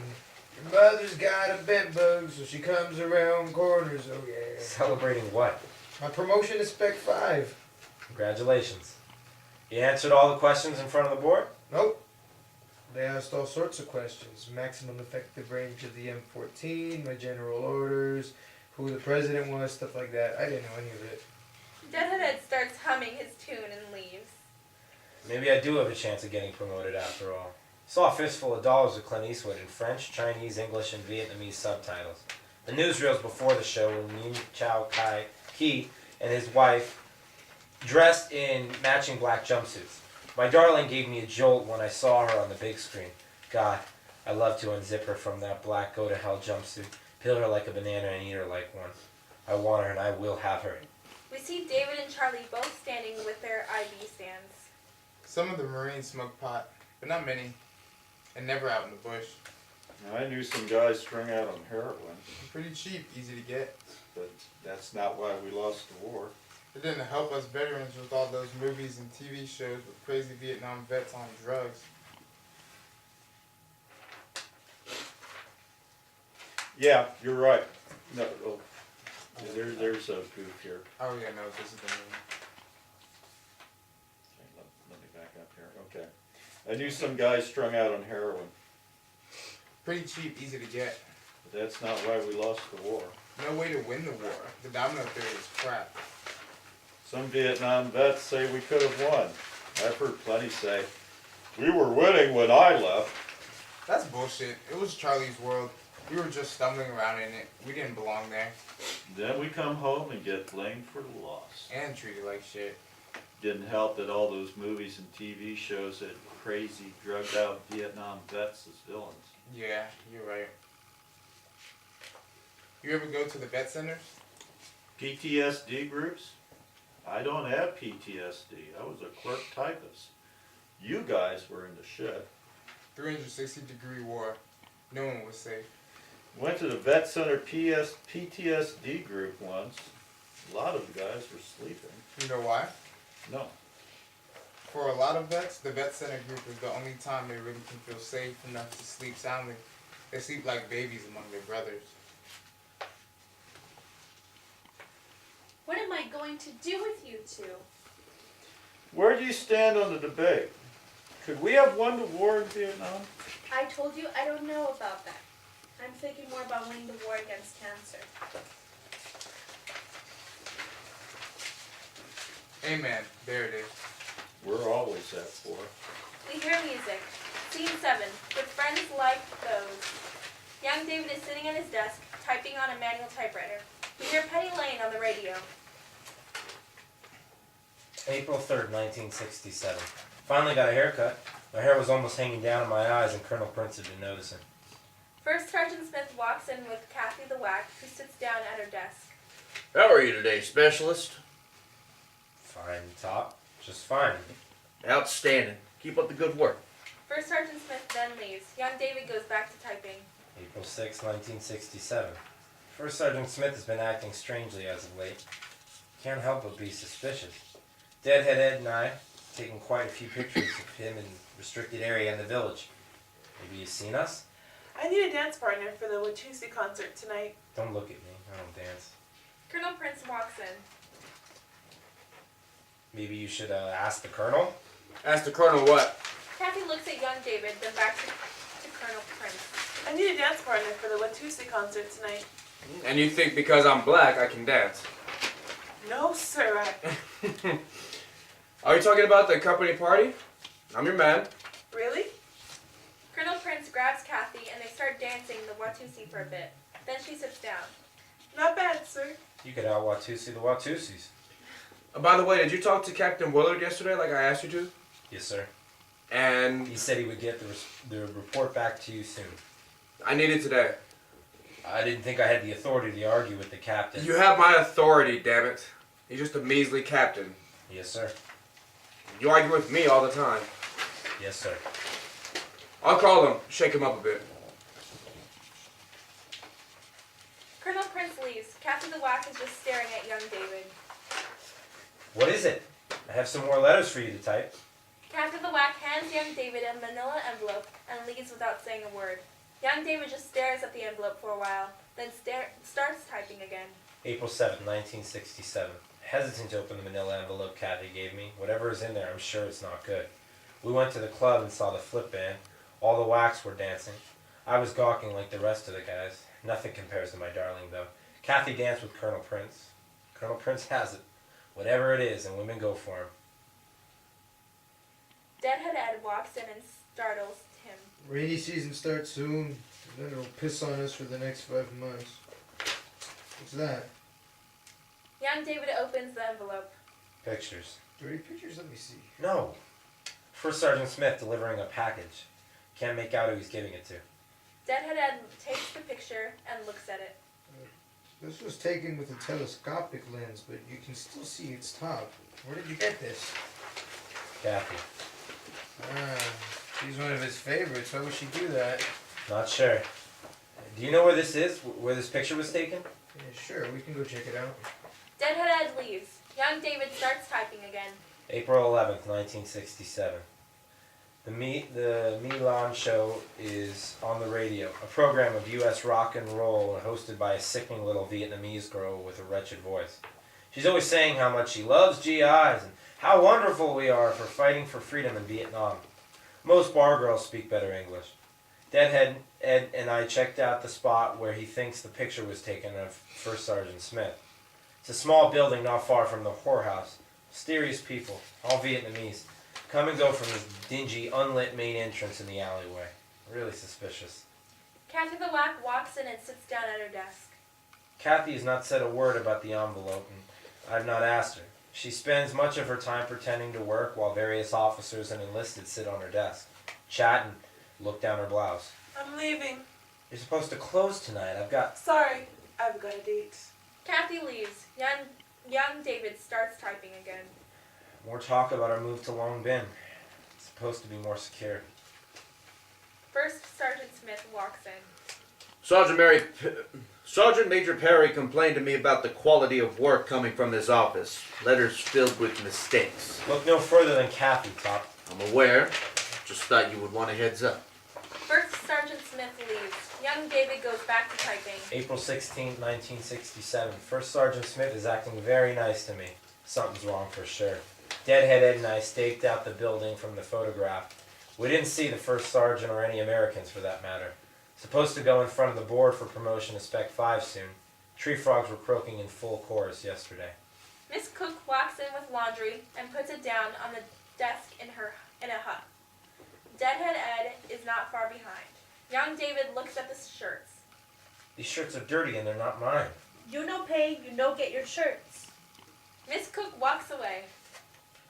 Hey, can you keep a secret? Sure. God is a bug, and is alive in my crotch. Deadhead Ed then laughs hysterically and leaves. Young David continues to type. April 18th, 1967. If I didn't know better, I'd say Deadhead Ed is bucking for a Section 8. Mrs. Cook really holds a grudge. I have no clean shirts unless I want to wear a dirty extra small one with the name Robidoux on them. In a few days, Deadhead Ed and I will be going back to the building and stake it out longer and try to get closer. Colonel Prince walks in whistling a tuneless whistle, then laughs. What's so funny, sir? Just came from G2 Security. They have anti-American propaganda and other things displayed in their hallway. One large banner proclaims, "Support all boys in Vietnam. Come to the rally on Sunday, sponsored by the Ku Klux Klan, Hell's Angels, and John Birch Society." Really? With friends like those, who needs enemies? How's your novel coming? Just notes, sir. Hopefully someday a novel. I just had the Sergeant Major put you in for Spec 5. Better start studying for the board. Yes, sir.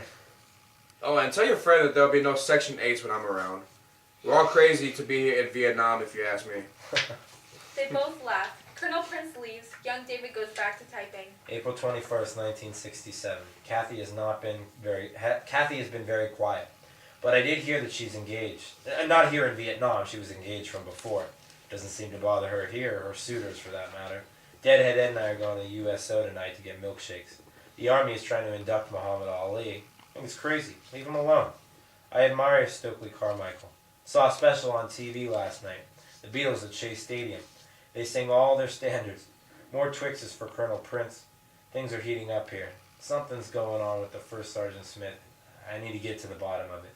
New notices from the unit. They're going to strictly enforce these off-limit areas, more than ever.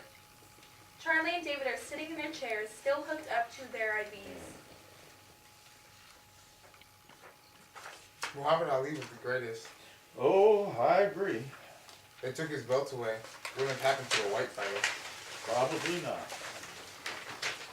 The only time we had any race problems in Vietnam was in garrison, never out in the field. Closer men are to death, the better they get along. Yeah, kind of like me, you and me. What do you think of Black Power? All for it. Yeah? Sure. President Obama's in the White House. I know. That's giving a lot of black folks hope. Great. Still a lot of racism, though. True. And hope don't pay the bills. Charlie and David fade out. Young David is sitting at his desk typing, and Kathy the Whack is sitting at her desk reading a book. We hear Monday, Monday on the radio. May 1st, 1967. Supposed to make coffee tomorrow, but the pot is burned out for the 1000th time because they refused to get a new one and just repair the old one. Today it burned a big hole in the sideboard and started a little fire. Sitting upstairs right now, upside down. Visited Long Bin with Colonel Prince. Deadhead Ed walks in and goes over to Kathy the Whack and stares at her. Get away from me, you freak! Deadhead Ed just keeps staring at her, even closer to her face. Kathy the Whack gets up and leaves. Would you consider Kathy's nostrils to be big? What? I don't know. Gotta find a girl with big nostrils. Why? The nose fuck. The ultimate pleasure. But, do you know how hard it is to find a girl with big enough nostrils? Colonel Prince walks in whistling his tuneless whistle as Deadhead Ed is running out. Herr Commandant, if you see a girl with big nostrils, let me know. What is that wackadoo talking about? Don't ask. What did you think of Long Bin? Looks pretty secure. On top of a bluff, huge buildings, pretty impressive. It'll be harder for Charlie to get to us. A library, though. True. Colonel Prince drops off some papers and leaves. Miss Cook enters with spit-shined boots. Thank you. They look really good. And they're mine, too. You move to Long Bin? Soon. I come too? Maybe. I come too. Okay. I'll ask the colonel. Miss Cook bows and leaves. Young David goes back to typing. May 4th, 1967. The first sergeant and Mrs. Coop are acting weird. Another manila envelope on my desk this morning. Not sure who left it. Inside was a handwritten address. It's not the address to the building from the picture. It's another address. Deadhead, Ed, and I will check it out in a few days. Saw many slight, beautiful Vietnamese girls with dark nipples beneath their white tops on the trips to Long Bin. Reminded me of my darling. I must make a plan. Deadhead Ed walks in wearing a cowboy hat. I'm gonna take up drama in college. Of course you are. I tried everything else and failed, so might as well. Colonel Prince walks in. Do you have a problem with Kathy going on R&R to Bangkok? Not at all, sir. In fact, she could stay there for all I care. Not satisfied with her work? I have to redo almost everything. I see. Whose side are you on, son? The right side, sir. Good answer. Carry on. Jawohl, mein Führer. Colonel Prince walks away, shaking his head. Tomorrow we'll go find that address, okay? Jawohl. Deadhead Ed lingers a bit, then Goose steps away. Young David returns to typing. May 7th, 1967. My temper has been short lately, but I'm short, so I really don't care if I leave this army as Spec 5 or a private. We had an alert and I spent 2 hours alone sitting on a dirt clod watching and being deafened by jets landing at Tan Airport. Deadhead Ed and I checked out the address from the manila envelope. It's a dress shop, a really nice one too. What does it mean? What is this connection to other suspicious buildings and to the first sergeant? Kathy the Whack enters and sits down at her desk. I'm leaving. I've heard. Have you seen my 3 Polaroid pictures? You mean pictures of U.S. soldiers holding up VC heads by the hair and other atrocities? They were on my desk. Well, can I have them back? Where'd you get them? Kathy remains silent. Then she walks over to young David's desk and grabs the pictures. I'm sure these pictures would be gleefully received by the anti-war folks at home. Indeed it should be. Kathy shakes her head and walks off. Young David returns to typing. May 10th, 1967. Saw tree frogs last night. They were yellow and brown and they hung on delicate leaf perches. Going on a 3-day R&R in Nha Trang with Deadhead Ed, and if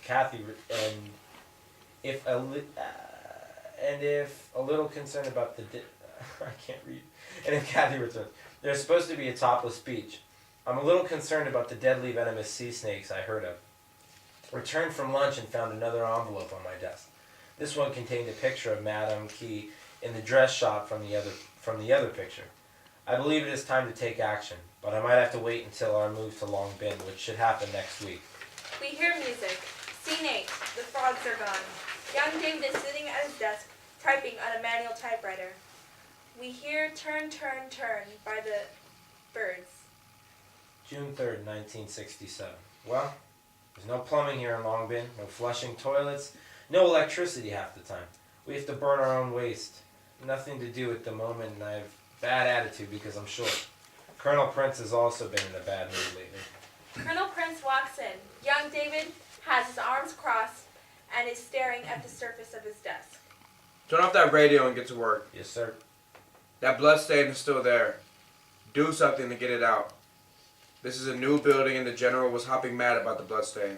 Deadhead Ed was goofing around and hit his nose on the edge of my desk, that's all. Right, just before the general's visit. Colonel Prince leaves. Young David goes back to typing. June 6, 1967. Colonel Prince now complains about my radio. Says I can't hear his instructions.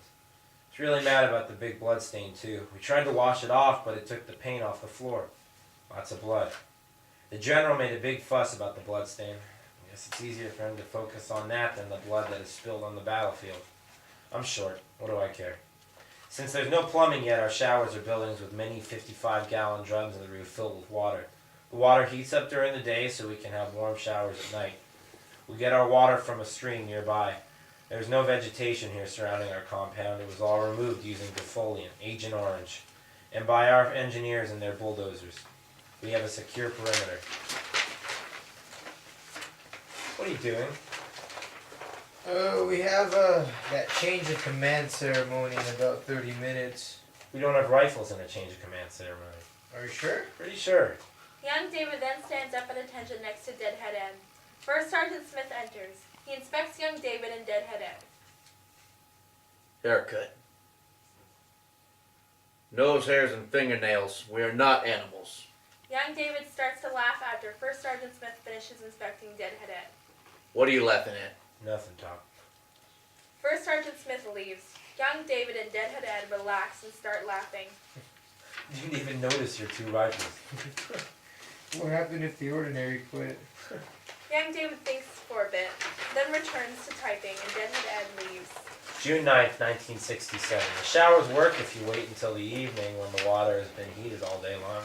Sometimes take 2 showers a night. The water is very warm, but it has an oily feel to it. I'm not sure why. There are a few little bushes near our barracks, but no other vegetation. I have been looking for the tree frogs, but nothing. Finally made Spec 5. Went to the PX and bought cigars for everyone, the accepted custom. So, I am broke and don't even have enough money to buy Spec 5 stripes. Now I get to stand in the NCO line at the Chow Hall. RHIP rank has its privileges. Deadhead Ed walks in with a tape recorder and plays it. He has recorded 10 minutes of machine gun fire from the TV show Combat. He plays it for a few moments at top volume. I have to go peep. He then runs out. A few moments later, Colonel Prince runs in. What the hell was that? What, sir? You know what, the machine guns. Oh, that. Well, there's a war on. Oh no, I'm not falling for this. What, sir? Whatever it is, I don't want to know. Colonel Prince walks off. Young David goes back to typing. June 11th, 1967. Key has been proclaiming on billboards that his government is the government of the poor. What does that mean? He isn't poor, never has been. Soon I will sweep my darling off her feet and away from that maniac. Why is it that the Western media always portrays Vietnamese as sad and careworn? One of the most outstanding things about the people is their kidding around, jokes, affection for their children, and smiles. Teasing and grinning, whatever they are doing. You see many more smiles in the streets here than you do in America. Deadhead Ed runs in. First Sergeant Smith is missing. What? Yeah, no one has seen him in days. Probably some shady deal went wrong. Alien abduction. Deadhead Ed files off like he's in a spaceship. Young David returns to typing. June 16th, 1967. Kathy left the safe open. No first sergeant to catch her or punish her. Just Colonel Prince who scolded her mildly. If it was me, I would be in Long Bin jail, that is. Still raining. Grounds around Long Bin are defoliated, so the rain just runs in torrents into big pools. First Sergeant Smith is missing. I doubt he's dead. Others are probably dead, though. Whacks are no use to them, even though they are high in demand. The Vietnamese bar girls whose skillful, witty, seductive siren calls beckon us are totally false with the desire only to bilk GIs out of their money. The only chance for a relationship with a woman in country is to take a mistress like Graham Greene describes. I went to that dress shop shown in those pictures. I talked to the shop owner and he confided in me that Madame Key buys dresses for him. Madame Key is my girl. She just doesn't know it yet. I have paid the dressmakers at her shop to make a dress in her size. I have a plan. David and Charlie are sitting in their chairs with their IVs. I had a Vietnamese girlfriend. Yeah?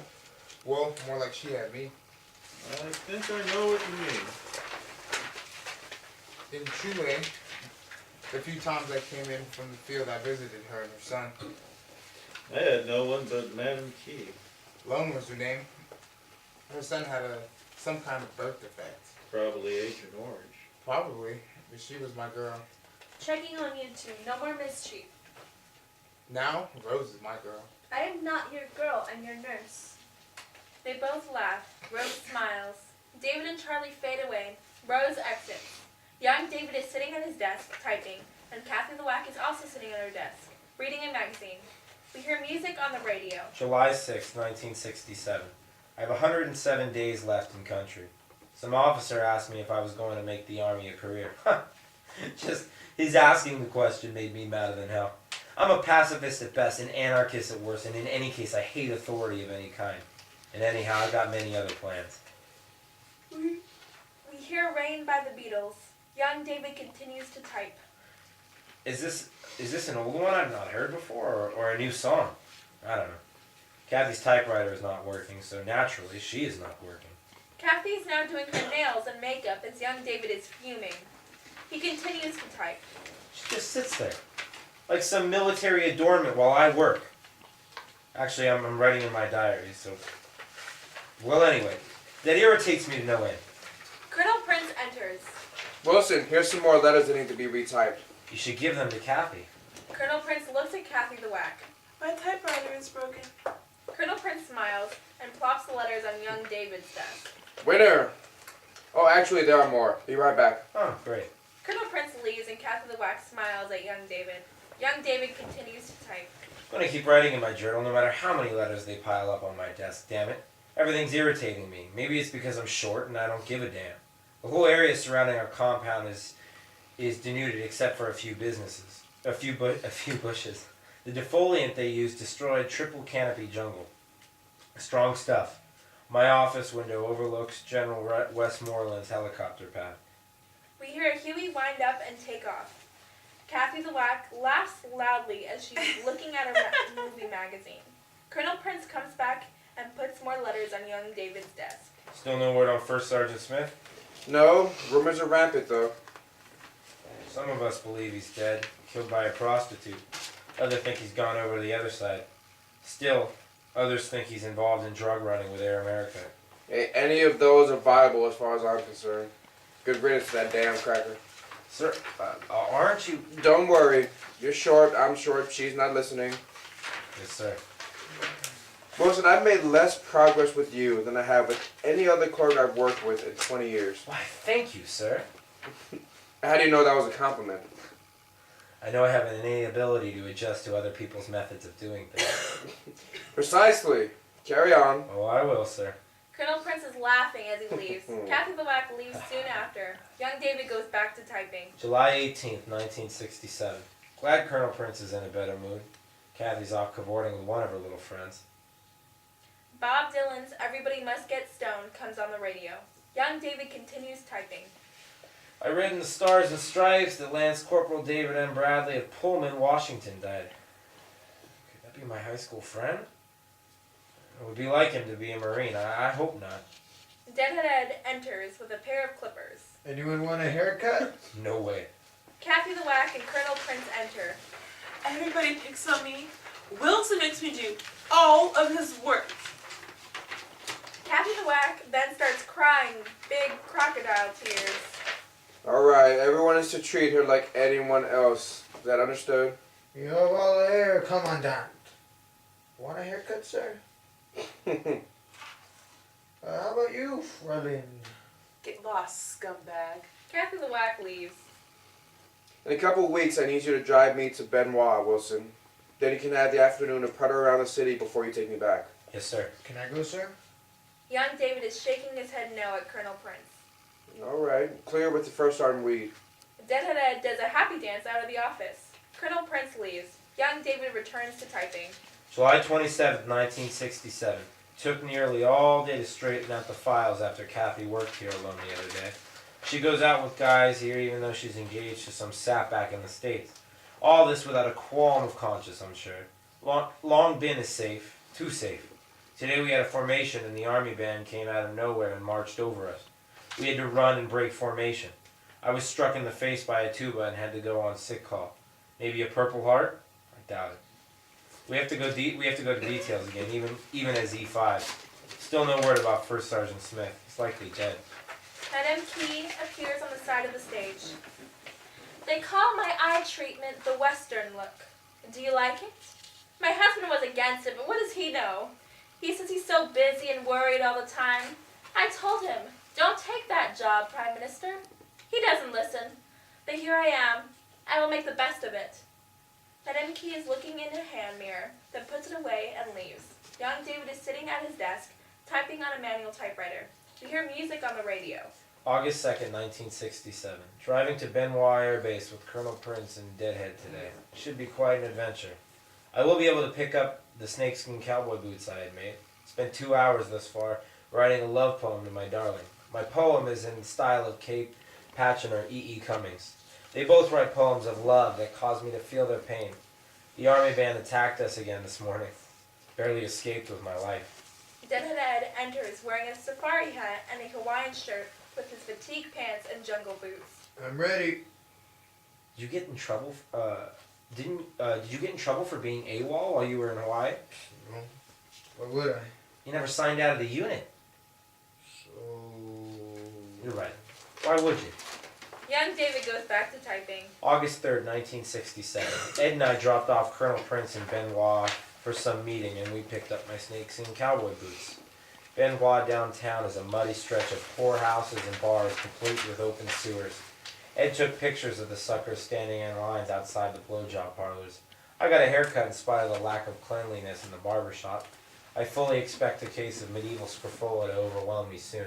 I didn't realize that my haircut cost included a session with a short-time girl. I deferred to Ed, who got a massage from the short-time girl. He kept playing with her breasts and asking her, "You fuck me now?" My snakeskin boots are a little tight, but I think they'll stretch. I found a clause relating to the use of Spec 5s and Sergeant E5s for details. We're supposed to be CQs, but are not supposed to be used for work details. We gave this to First Sergeant Weed, and he was furious.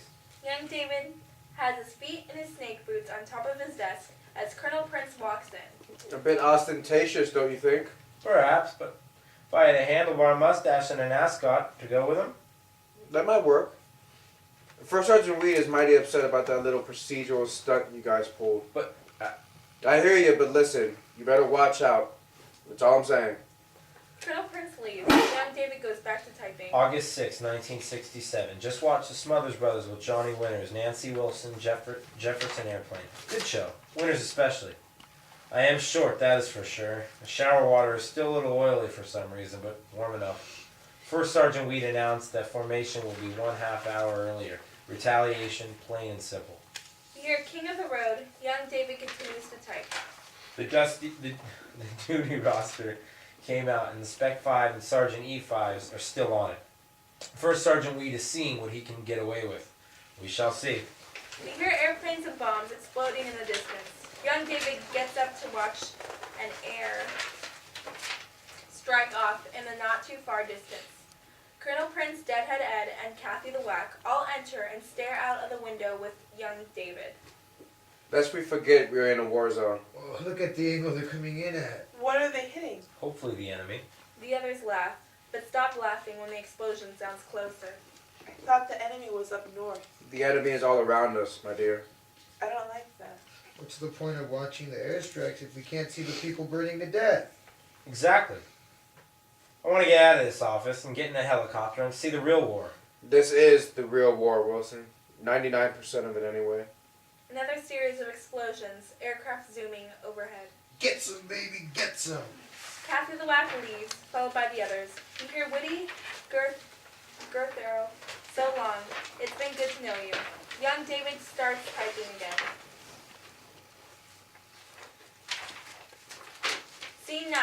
Get out. Young David is sitting at his desk. We hear music on the radio. August 25th, 1967.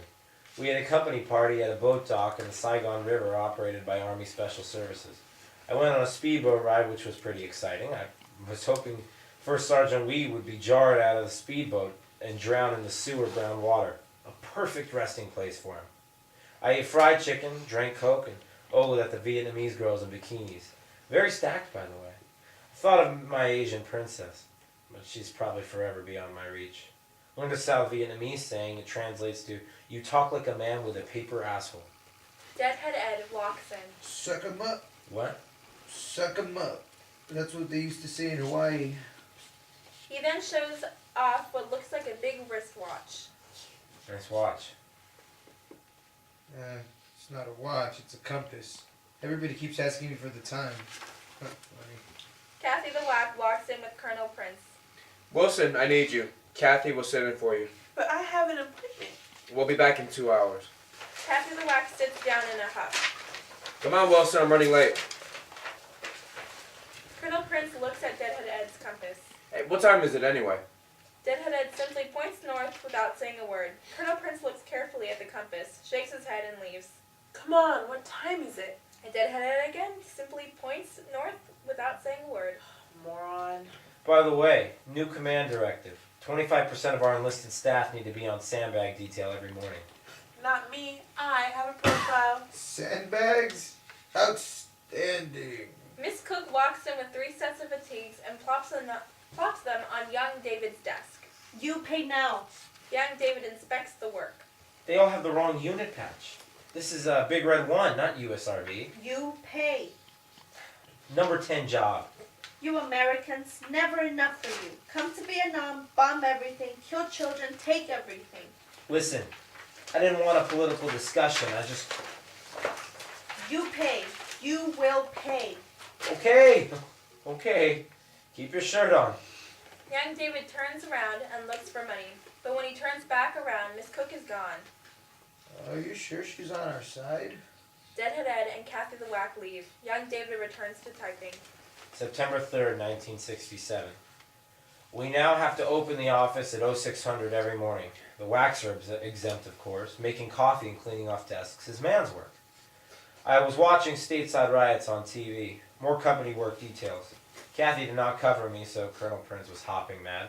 Maybe he'll talk to the first sergeant about these work details. Rose enters. My parents escaped from Saigon at the end of April 1975. They were attacked by pirates. Many of their friends died. My father was in the RBN, South Vietnamese Army. He was a captain. They worked very hard and helped me go to nursing school. I know they have many stories to tell, but I have not heard them. Maybe someday. So many American veterans are sick, very sick, and I listen to them.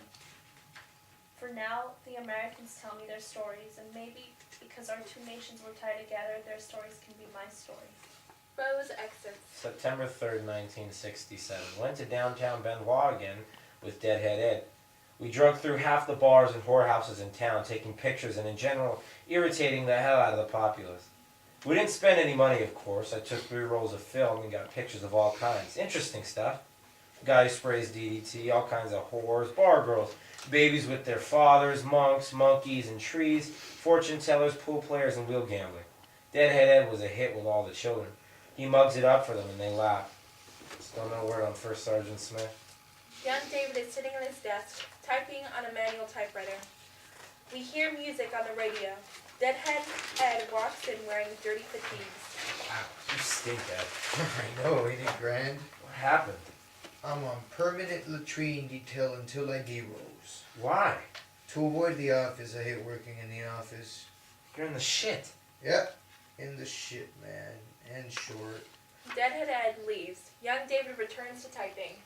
September 8th, 1967. Head is leaving soon.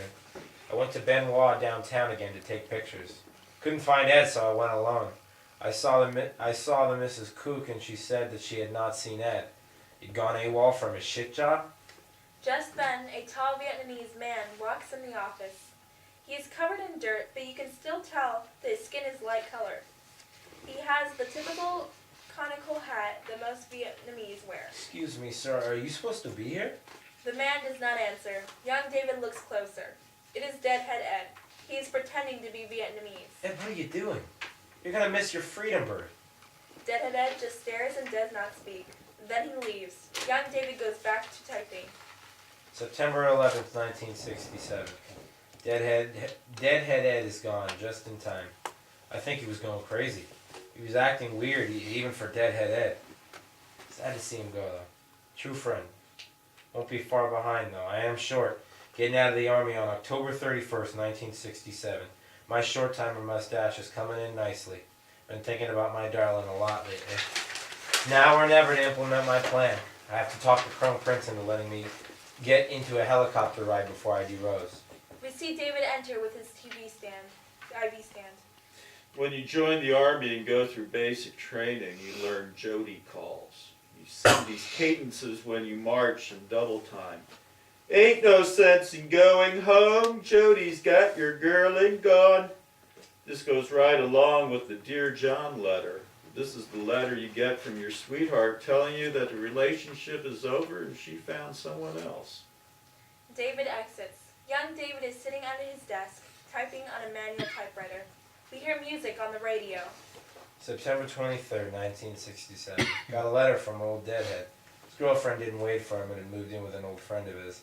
She didn't want to tell him because he was in Vietnam. Colonel Prince presented me with my Green Hornet today, Army Commendation Medal. Miss Cook had been acting weirder than usual lately. Others have also noticed. Miss Cook enters. You get out. What?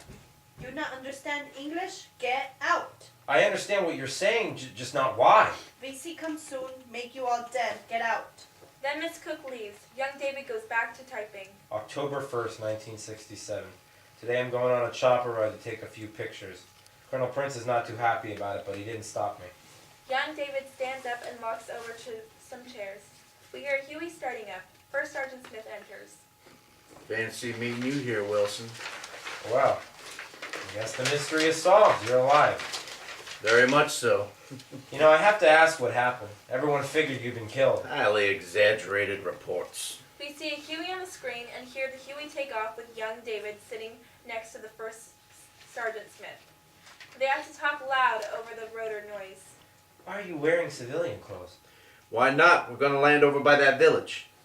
Really? Why? Is the area secure? We hear the Huey land and First Sergeant Smith and young David stand up. Then we hear the Huey take off again. The screen image switches to jungle. Well, this is it. This is what? This is where it ends. You mean you're gonna apologize for being an asshole to me? No. And what do you mean? Your tour of duty in Vietnam ends now. What? It's over. I don't understand.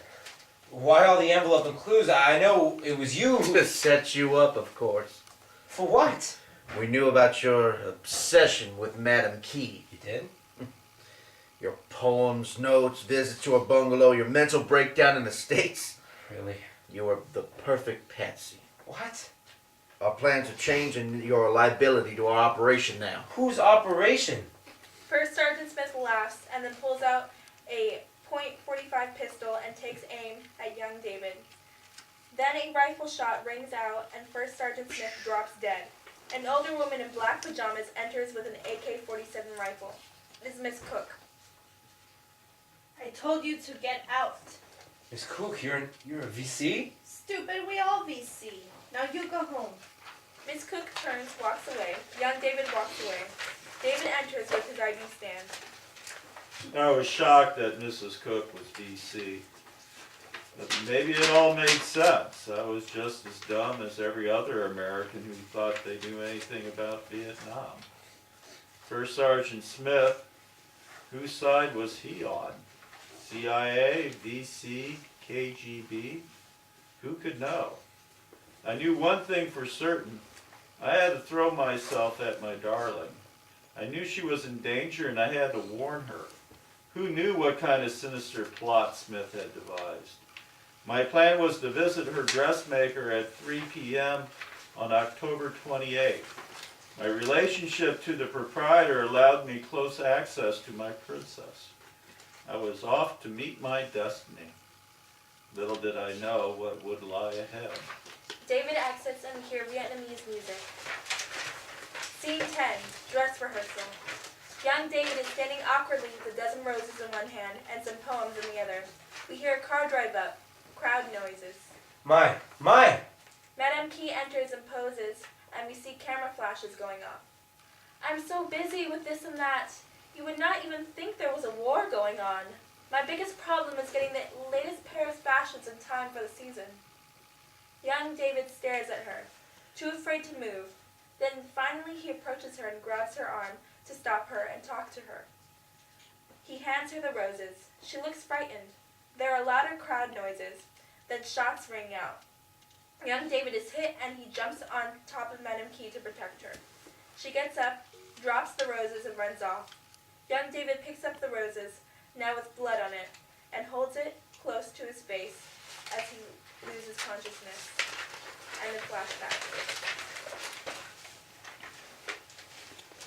Scene 11, epilogue. We see David and Charlie in their chairs, hooked to their IVs. So, what happened? My plans went awry. They said the VC made an attempt on Madame Key's life, but I'm not so sure. I took a bullet intended for the perfect body of my darling princess. I'm a hero, but nothing was written in the censored Saigon newspapers. Typical.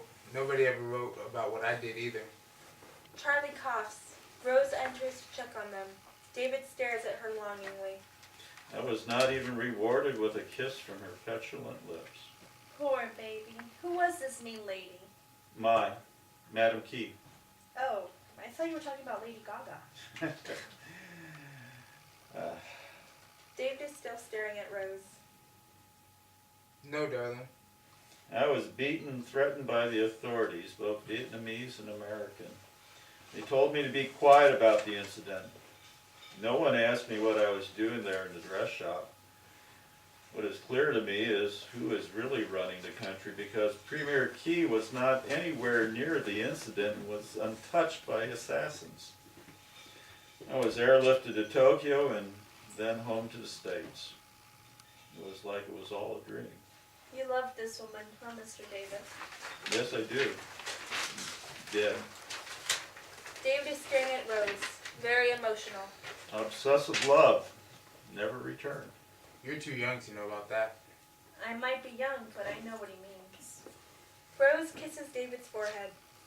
My mom always said life is like a circle. The past always comes back to you. You're pretty smart. Pretty and smart. You okay? Yeah, nobody gave a shit about us. Now, here we are. Cancer eating us alive. Yeah.